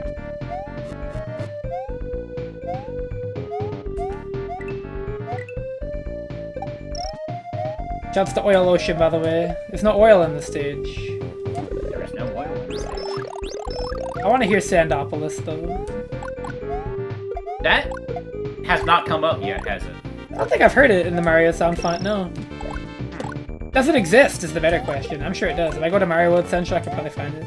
Well, does that database reflect like all the ROM hacks on that website? Like, yeah, they all come from the music. Yeah, like all the music in these come from that. Well, I mean, is it possible that there's a ROM hack that has music that's not on that database? Oh, probably, maybe. But usually when they make it for a hack and they release it on the site, they release their assets in the sections after they release the hack. Okay. It's common courtesy, because it's a big open source community. Right, okay. So I'm not gonna... So, the one Disgaea song that exists, I'm not gonna be surprised if another Mario ROM hack comes along and just has a random Disgaea song. That's not in the database, okay. Which that does exist, everybody. There is at least one Disgaea song in one of these ROM hacks. It's not White Tiger. Can you believe that shit? It is not White Tiger. Somebody has made the MIDI file of White Tiger, though, so I guess it's possible. I mean, you don't use MIDI files. You have to... Well, I mean, I don't know, like if it makes it easier to, like, transfer if it's a MIDI file. Academia Vampire, it is not that one, unfortunately. Arcadian Vampire, yeah. It's a Wait, are you talking about the song from Disgaea, or are you talking about a game called Arcademia of Vampire? I don't know. The Disgaea song is Red Moon. That's the song. Hey, did you know Sonic Mania has a really good soundtrack? I remember when you were like listening to it, you're like, so I finally got Sonic Mania, and you just like sat in the call and said, dude, that was amazing. You were blown away by Mania's soundtrack. What can I say? Since I was skimming music for it tonight. Oh, word! Multiple? Sick. Oh, do you do like Mario hacks? Disgaea 4 song, okay. It's a good Disgaea song, dude. You do? Oh shit, damn. That's cool. I didn't actually think anybody that submitted anything on that site would find this. I don't know why I didn't, but I don't advertise my stuff there much. I'm a distant outside observer. I just fucking play Cliff Anderson in fighting games and ruin people's lives there to 80s music. That's not true of you. Sega did do something with Mania. It's called Sonic Forces. Admittedly found you via Dino. Ah, yes! I love that guy. Cool. I have to be a little tight-lipped, but keep an ear out for next week. I have something planned. Oh, I think I saw him mention something on Discord, but I won't say what. Let's just say if you didn't think DuckTales... Never mind, I'm gonna say it. It'll be very fun, though. I have a plan. Can't with that Nokia sound. I can't do it. Yeah, no, the Nokia phone sound. The fact that that's on the Mario World Central database is truly magical. Would you believe me? It's not the first time. But I mean, like, I have to point it out. I have to point it out. The only thing that I can guarantee you about Mario World hackers that is more true than the fact that all of them play Toho games is that they're all shit posters too. Listen, no, you can't tell me it's not true. I refuse to. Every person that has a Mario World, I believe it. Every person that has a Mario World Central account likes Toho games. I simply think that is like decreed by birth. The minute you fucking register a username on that domain, you are a Toho fan.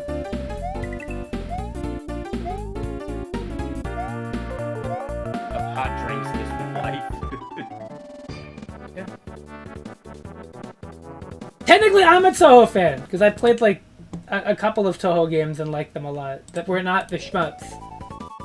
No, I am not a Keeg. I am not that much of a Toho fan. God bless him, though. Played one Toho game. If we're not counting like the little bit of fighting games I played back in the Mugen days. And I mean very briefly. But yeah, you know, Mario Hack Mondays is this really fun project that I've been doing. For 2 years now, right? 2? What tier of Toho fan is Onzafumo? That's like A tier. Maybe B, actually, because I think Fumos are relatively popular. Oh, is that the plushes? Yeah, I don't even mean this in an insulting way, but they're kind of like the Toho Funko Pops. But not like bad. I mean, I own a couple of makeshift plushes. So I think like Toho plushes aren't that weird. No, I mean like the Fumo specifically. They kind of like have a presence outside of even Toho fans, I would say. So they're like pretty average. Oh, okay, I know it. Okay. I would argue, anyways. No, you see like memes of like those Toho. Big Toho fans, the people that like have like my friend who has like Toho games in boxes that are shipped from Japan. That's actually sick. Because he's got not like huge boxes full, but he's got like the. Needs more. We need Cliff anything, bro. You're right. Fuck. Getting Cliff and Dr. Robotnik's ring racers was a fucking job that I had to make sure happened. I can't say anything bad about somebody who like owns physical copies of Toho games because I own a physical copy of the Big Bang Beat. Funny enough. Why would I? No, I think owning a physical copy of a Toho game is cool. Oh, okay. Well, I mean, I'm just saying I can't say anything bad about it. It's just like most of them are like dojin games. So you wouldn't, you know. No. I don't know. I know what you mean. I know what you mean. Big Bang Peak. I've come to accept that the reason why we don't see more Big Bang stuff is because it's associated to what the original game was. As good as an RPG that game is. Ooh, yikes. Yeah, put the bang in Big Bang. That's one way of putting it. It's a lot of bangs, if you know what I mean. How many H scenes are there in that game? If I had my laptop, I could pull it up right now. Do you own the original or? No, when that fan translation of it came out, I played it in full. I beat the game. Oh, did you? Did you watch all of the H scenes? No, I did not do everybody's route. Oh, okay, but you did see at least one. I saw more than just one, my friend. Well, how good was it? How was the art? What? Well, I mean, how, this is a weird conversation. I gotta admit. Well, I mean, was it that Sure. bad? Sure, it's good art, I guess. Okay, thanks. Just need to clarify. But I mean, you're okay. The main girls aren't the only sex scenes. Well, I figured. There's the R word that happens a lot. Oh. Yeah, so. Okay, so that's different. That's different. Yes. See, it would be one thing if this game was just sex. It's like, oh, whatever. But when you have stuff like that, it's just like. It happens. More than once, it sounds like. You can make it happen more than once. What do you mean you can? Oh, God. Yeah, no, you can. You can. Now, I should preface, Rogue does not participate in this. It's other characters. Oh, okay. So Rogue himself does not do this. Oh, Rogue, yeah, I mean, no, of course not. How did somebody see that and go, we gotta make a fighting game? Right? And a pretty decent one, too. I mean, I guess it's like the same kind of logic that made Arm Joe happen. Do you want to think about games that you just think of and you're like, why did they make that? I actually couldn't tell you why they did that. Like, you've been ignoring any mechanical decisions in that game. Why did you see the need to make Les Miserables a fighting game? Like, in what fucking world? Japanese studio made like a fighting game based on like historical authors. Yes, they did. And it turned out really bad. Yes, that did happen. It was bad, yeah. And from what I understand, Orange Joe's bad too, but not. Oh, it is. It is. Arm Joe is tremendously awful. And they put a mech version of a character in there. It's like what? Robo Valjean, yeah. My favorite character from the play. Oh! I hate this guy. What is this? It's your favorite. He's back. Speaking of Big Bang Age. This is your favorite Mario World ROM hack boss. What? Why? What even? Okay, yeah, see, you go onto the website, you can tell me what this is. I'm asking you. Asking me? Not you, no, the person in my chat. Oh, okay. If you do Mario World hacking, you should know what this is. If you don't, though, that's fine. No pressure.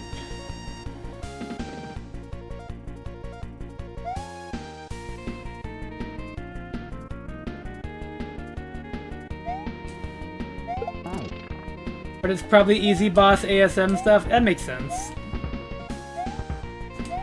Just know it's my co-host Dishamontow's favorite thing. He loves this. I hate it. I do not like this breathing festival. Okay, I wasn't gonna call it that, but it does look like that. I didn't want to, but I'm just like, how else can I? Hey, what else are you gonna call it, right? And I don't like the fact it makes that noise either, actually, now that I think about it. Well, that's the sound. One of those. Okay. Anyways. Anyway, so Big Bang Age. I'm really sorry I asked you to rate the porn in that game. But, you know, now that you've done it on my stream, I appreciate the insight. Oh, no problem. It's what I'm here. It's what I'm here for, I guess. I should just Don't! I should just send you random hentai and have you tell me how it is. Do you remember the last time you sent me random hentai? My computer crashed! Yeah, well, we can do it again. No! No? Okay. Well, I just thought I'd ask. Oh, computer's dead, by the way. Thank you very much. I mean, listen, if I'm just saying, you could be like the quality assurance guy. Oh, yeah, sure. Hey, Dish, I need you to try out this hentai for me. I've seen some of your likes. Don't think I don't see it. It's not hentai! I mean, sometimes it's close. Listen. It's okay though, it's okay. Hold on, I'm going to my likes right now. Let me see. I see Yu-Gi-Oh! I see Mokujin, I see Bomberman, I see Samurai Champloo, I see Miku. I'm not seeing anything really sexual. Okay, I see Mai. Never mind, from King of Fighters. Okay. Yeah. Uh-huh. It's not revealing! Uh-huh. It's okay. It's fine. Listen, it's much more than just say, oh, this is sexy. I look at art and I'm like, look, okay, well, I'm not the guy who said... That's enough, you're good. I'm not condemning you. I'm not reading it, just I'm like, maybe I am reading this just for the articles. You ever thought about that? So, bro, you're gonna make a big deal out of it. I'm not making it. You're the one that's making it. The problem is that I can't do that. Because I have too many people following me, and too many of them are young. So it's like, well... That sucks. Listen, the way I look at it is, you should not be following me if you're young, for one thing. Fuck! The ship has sailed for me! I don't know if you understand. I can't just get people to unfollow. That's... I didn't think you had a young audience, T. I don't. Plus our players are just babies. Like, quite literally, half of them are like 40-year-old salarymen, and then the other half are like 16 to 22-year-old people. Oh my god, the out of key Moleville? Oh, I love out of key.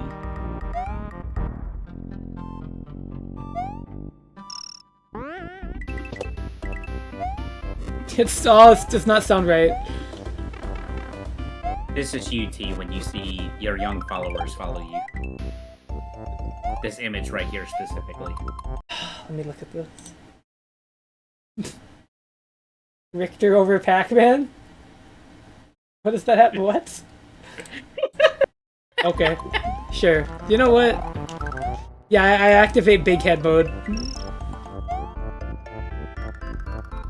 When was this hack made, do you recall? 2021 was the submission date.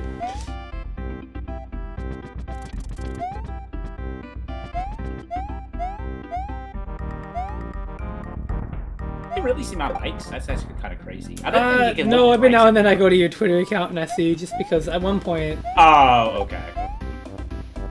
Then why this port? Mario World ROM hack authors work in mysterious ways.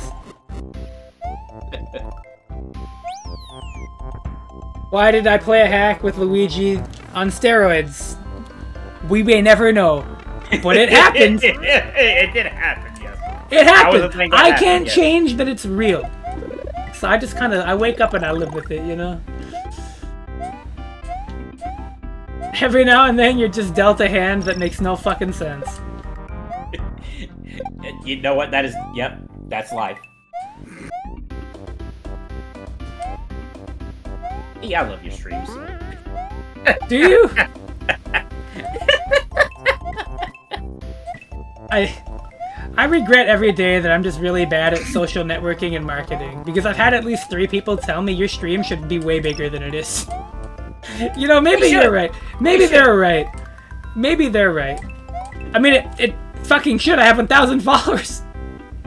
What happened? I'll tell you what happened. I don't know either. Oh no! Listen, if I could just hire a video editor, we might be able to make it happen, but I need the money for that. So if I get a better job, though, we might be able to cook. This might be a thing.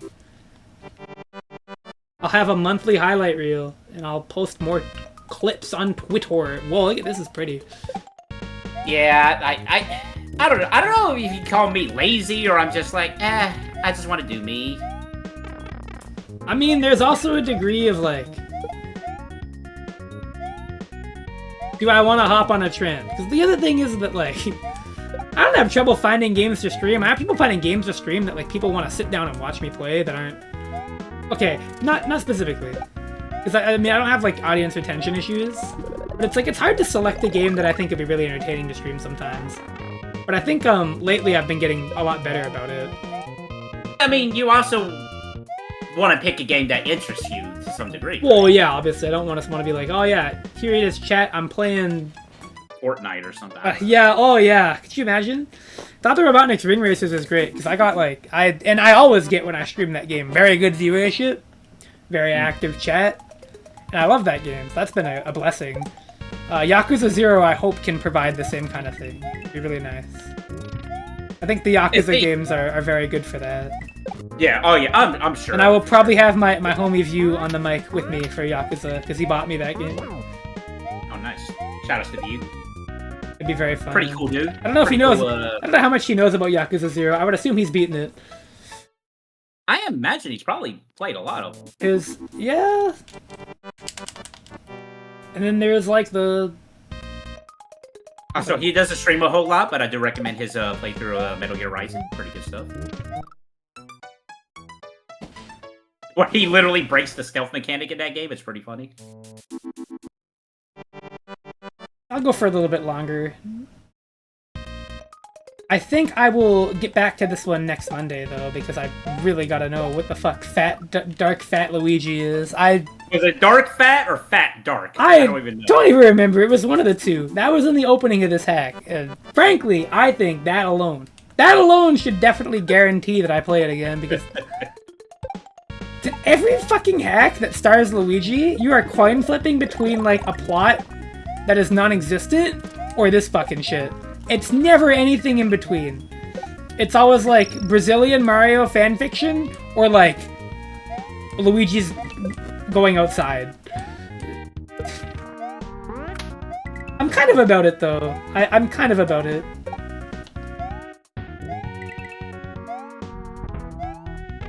It really suits Luigi's magnetism of the weird and quirky, you know? Like, it just... It's what the year of Luigi should have been about. Well, that's a possible argument. By the way, I do appreciate... Are you fucking kidding me? I do appreciate the Mega Man 5 music here. Big fan of Mega Man 5. When in doubt, if it has a 5 in it, it's T's favorite in the series. Leave me alone. Just leave me alone, man. Okay, let's play a game. Let's play a game. I am playing a game. I will shut up. But no, let's name some things with the 5 and see if it's actually something you enjoy in that series the most. Okay. Okay, Metal Gear Solid 5. I've not played any of them, so no. Oh, no, sorry, I lied. I played Peace Walker and was like, I don't like this. You know what happened with Peace Walker is that I got to like the first part where I actually had to sneak around and I just got fucking anxiety and I couldn't do it. I was like, you know what? Not for me. I can't do it. I get anxious after stealth games. Man, you would not. What's your opinion on Squid Adler Vault Kraken stage? That shit can bite my nuts. I hate that level. I hate that that level goes ready and immediately drops you into a fucking pit. I think that shit is insane that they thought that was okay. Everybody's died there once. I haven't because I never played it. Anyways, start naming things at 5. Come on. All right, let's see. Things with 5. Resident Evil 5. Here's a bad one. Haven't played any of the Resident Evil games. Someday. Disgaea 5. I like that one, but I think 2 is better. That's the only 2 you played at. But I did like Disgaea 5 a lot when I played it. I would call that like he actually streamed it actually. I would call that like the last Disgaea game that I remember anybody saying anything nice about. But maybe Seven's been good. 7's been good. Oh, okay. Well, that's good. Because I just remember 6 was not very good. No. I think D2 and 6 are like the stinkers. Yeah, 5 was the last one before the 3D, which, to be honest, I kind of prefer the look of 5, even. I won't lie, I'm a big fan of sprites. What can I say? Me too. Me too. Even when it's that ballsack boss. What, Anyways. Start naming more things, buddy. You wanted to play this game so bad. Get going. No, I'm actually have to sit down because I was gonna say Mario 5. I'm like, that doesn't exist. Technically, that's Mario World 2. If you think about Mario World. Okay, is it? Nah, I think it's got to be 5 specifically in the title. It makes sense. Okay. Too fast. The music. Is this what the music? Okay. Okay. I mean, shoot, whatever things with the number 5 in them. Now I'm gonna think about it.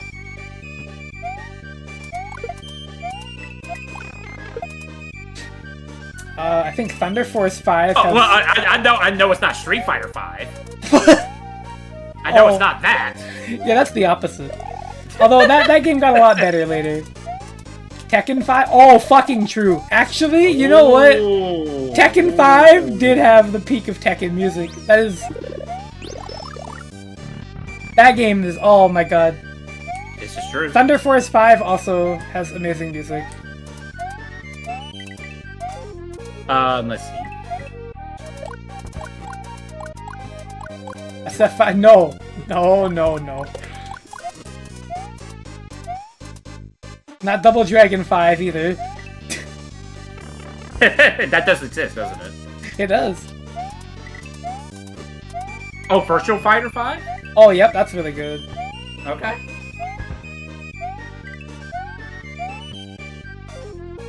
Look at my gaming shelf.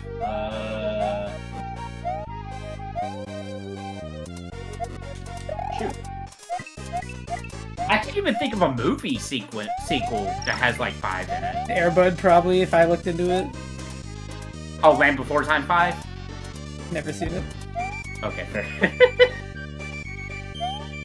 Alright, video games with 5 in it. You're trying to, like, assign me some kind of like, verbal pattern or something. No. Yes.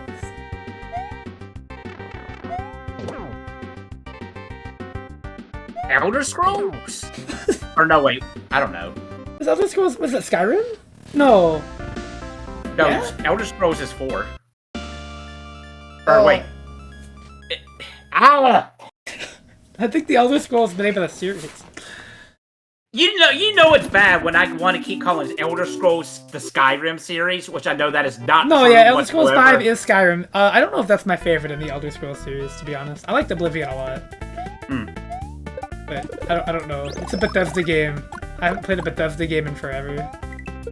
I don't think I'm missing out on much yet. It doesn't sound like I'm I haven't felt particularly longing for the experience. I'll say that much. Just know that Starfield bombed, so Apparently the No Man's Sky got a lot better. that was a Bethesda though. No, Or I was know. No, it was not. Ah. But whenever I think of a game that flops, I think, it could always be, you can always save your game. This is true. Yeah, this is true. Maybe not always. I mean, let's look at the biggest case in history: Final Fantasy XIV. Oh my god, yeah. That is really funny. I think people legit forget that game bombed in the beginning. Oh yeah, because they always... Okay, I'm still not playing it. I will not.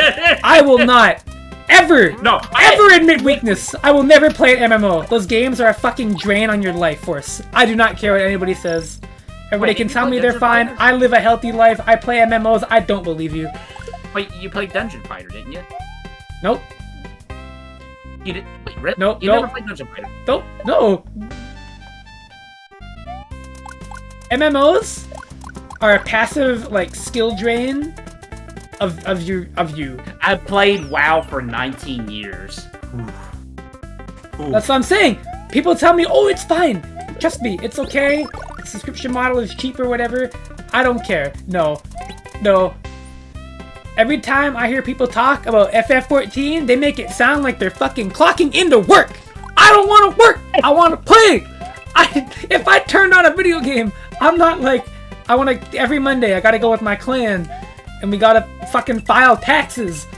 No, I don't want to do work. I don't want to do weeklies. I have been told that FF14 is the greatest thing, and I'm still like, I can't do it. No, you know that Northern Lion clip where he's like, hold on, I have to find it. It's like the funniest thing.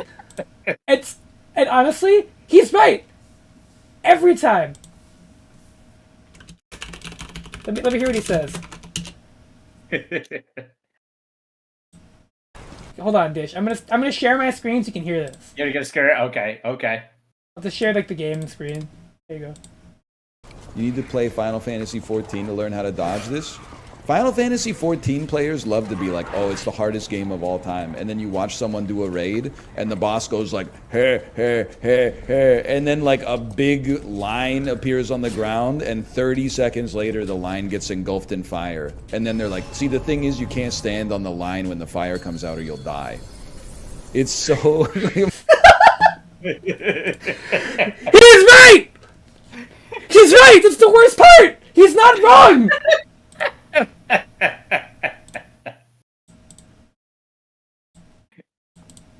Every time I'm seeing the fucking game!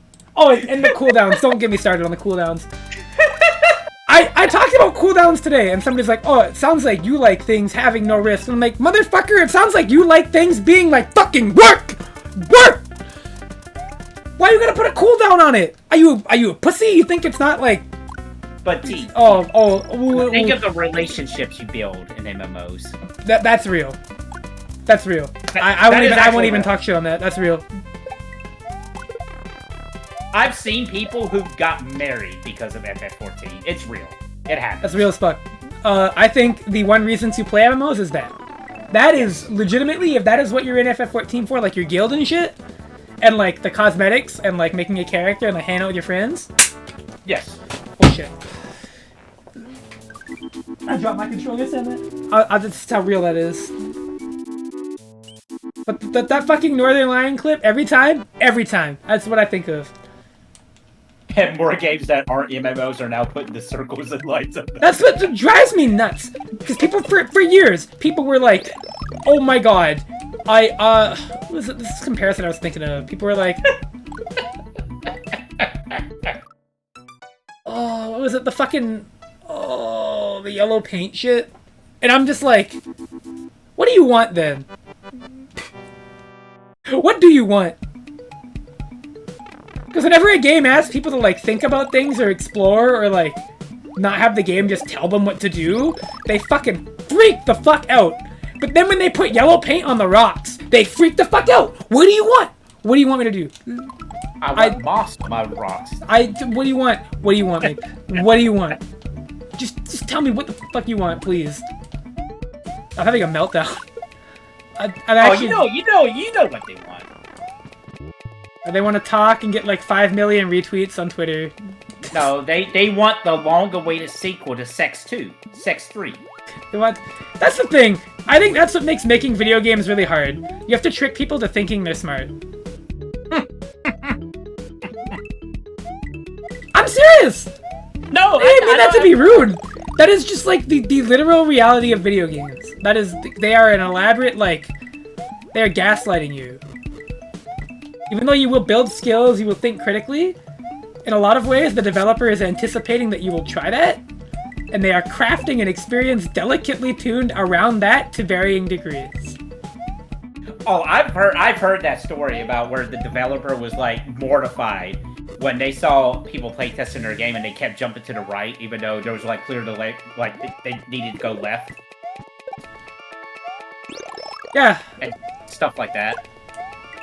I have like 3 different friends that were part of Dr. Robotnik's motherfucking Ring Racers, and like while that game did have some issues at launch, I will very happily say that a lot of people just like refused to like try and learn it. Like very adamantly refused to even give it like a solitary shit about maybe getting better at the game. And it's like, how do you cater a game to that kind of person who just does not like want to cooperate with you? Because video games are also a cooperative exercise, not just with other people, but with like the developer. You have to at some point concede to what they are putting in the game, and then you find ways to work around that creatively. But you can never just completely ignore it. Like game dev is hard. And I'm not even a game dev. I am. Like I've made fighting games, and I've played and analyzed video games enough to be at least moderately confident in my assessments. So feel free to check me if I ever say something blatantly wrong. But like from what I've talked to with other people who do game dev and people who know game devs, what I am saying is just true. And it's because I think about video games a lot critically. Even things that, like, I don't necessarily like, I think of them critically, and I try to, you know, make sure I understand what they were trying to do. Do you think that's a detriment when it comes to playing video games for you? No, I think it's great. Okay. Being willing to accept that the game's vision is not what you want it to be is an extremely important part of playing fighting games and just video games in general. Learning the rules and being ready, because the better you learn the rules and the better you concede to that vision, the more you can bend the rules as you understand it more too.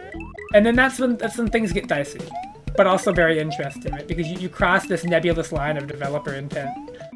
Right. But in a way, they have to kind of be ready to give you that opportunity. Video games. Yeah, video games are cool. Nah, it's like, this is a good example for me for movies. Sometimes I'm looking at a live-action movie and I'm like, oh, that's cool how they do that, rather than, like, what's actually the story of the movie. And I wonder if, like, if you have that kind of mindset, if it can, like, take you out of a game. But you're still enjoying it for a different reason, if that makes any sense. Yeah. It's just, like, thinking about different aspects. And it's not the only way I look at games, either, to be clear. Like, it's not the only thing I think of. Games are, like, a sum of everything, right? Yeah. But yeah, game dev is... I don't think it's, like, outright miserable or anything.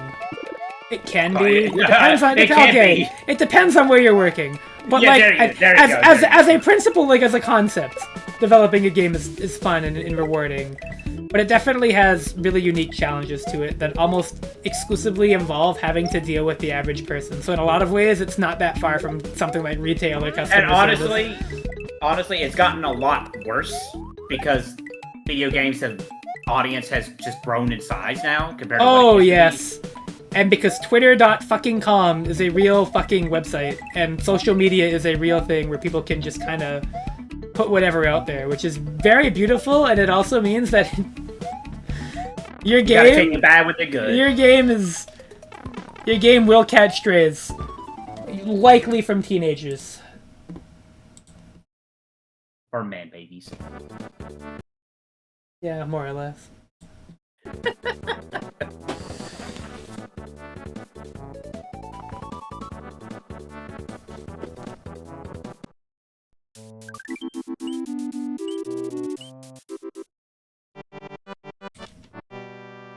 Battle K Road.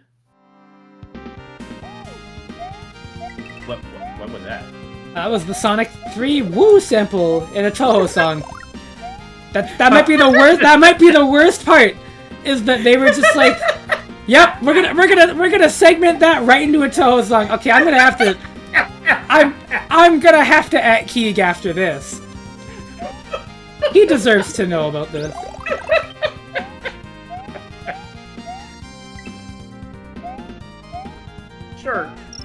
Why not? Is that the fucking Streets of Rage 2? I'm hearing the Streets of Rage 2 voice sample. Why is this... What the fuck? This was made for a specific person. Woo!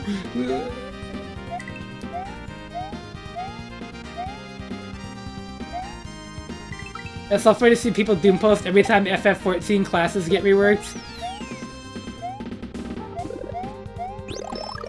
I don't know. I've been with the fighting games for so long. I see that with people whose characters get nerfed. Oh yeah, that's the one nice thing about playing Plus R is that whenever I post like, here's this new fucked up thing Cliff can do, I'm like, oh, they're never patching that. Could you imagine if they did? Just like, yeah. Oh, I would cry. That'd be 3 years of work down the toilet. Hey, sounds like Fallout 4, what they just did. Hey, Mazel Tov. Video games! Nintendo doesn't make fighting games. Oh, true, it's so true. Actually, I would argue that the Smash Ultimate patches did, like, not enough. They actually just barely changed anything. There's, like, 2 characters. I can think of, like, accountable on one hand. How many characters got substantially better in because Suya never got touched, right? I mean, not even considering DLC nerfs or anything. They just barely buffed any of the bad characters. There was like a handful that got better. I think maybe 10 characters tops, you could argue, got significantly better over the course of Ultimate's lifespan. Which is really wild to me. But, you know, whatever. I'm not the fucking director of Smash Ultimate. I don't care. I'm gonna beat this world and probably call it. I think we're nearly done.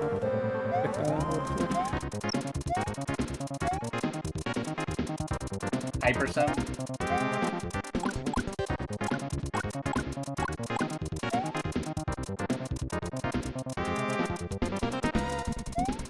Nintendo would absolutely go back to a 7-year-old fighting it? Maybe. I truthfully don't think they would. But I also... Well, I don't know. They might do that for, like, the new console to make it, like, function. Oh, no. But Ultimate's not a 7-year-old game. Oh, is it not 7? Okay. Part of me is glad Smash didn't really get touched. I mean, to an extent, I don't care that much. But it definitely sucked because I used to enjoy Ultimate a lot, and then it just was just like, hey, here's all this DLC that makes the game worse, and it was all in Season 2. All of it. I like you saying it. Lame. Wait, Sephiroth was Season 2, wasn't he? Yeah, I mean, he was like the one good thing. Oh, and Pyra and Mithra. Unbelievably. Yeah. I will, it's like... No, Pyra and Mithra was the last Season 1, wasn't it? No, Season 2. Here's Season 2. Oh, okay. I do not like the look of Xenoblade Chronicles 2. I have been very vocal about that. I think that game is definitely not for me, but those characters were fine. Terry was Season 1. Terry is, like, I mean, every good DLC character that wasn't Sephiroth in the Xenoblade one were in Season 1.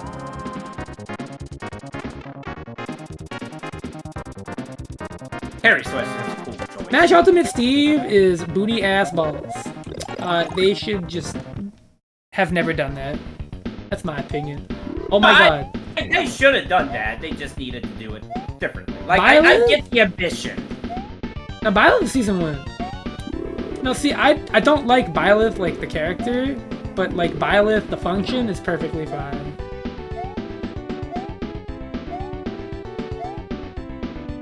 Like, the way that character works, I'm cool with it. I would never know how Byleth is, because I'll probably never play Fire Emblem 3 Houses. Firehouses! You know what? It's called Firehouses now. It's fine. Firehouses. Why did I do that? Did you see that? That was weird. 3 Houses is also the worst Fire Emblem. Ooh. I've actually heard this opinion more than once. I think Fates is still probably... Oh, yeah, wait, yeah, what am I saying? That's not even a debate. What's World 5? What is it? This looks the fucking same! Searchwood. We're gonna see what music this is. Hold on. Here we go, what you got? I knew it! I fucking knew it! It never fails! Never, ever ever! fails. Fucking get to the forest level in any Mario World hack, flip a damn coin. Oh! Oh my god! I'm sorry. We will never pick on the fact that well, you're using okay. the music I again. didn't mean it. I did not mean it. I'm gonna reset the game and make sure it's saved. But That's why you have to include this song in the game, because otherwise that happens. okay. Anyways, next time on Mario Hack Mondays, we will. Find out who Dark Fat Luigi is. Yeah. Anyway, I'm gonna go send you to raid PJ. He's playing Final Fantasy V.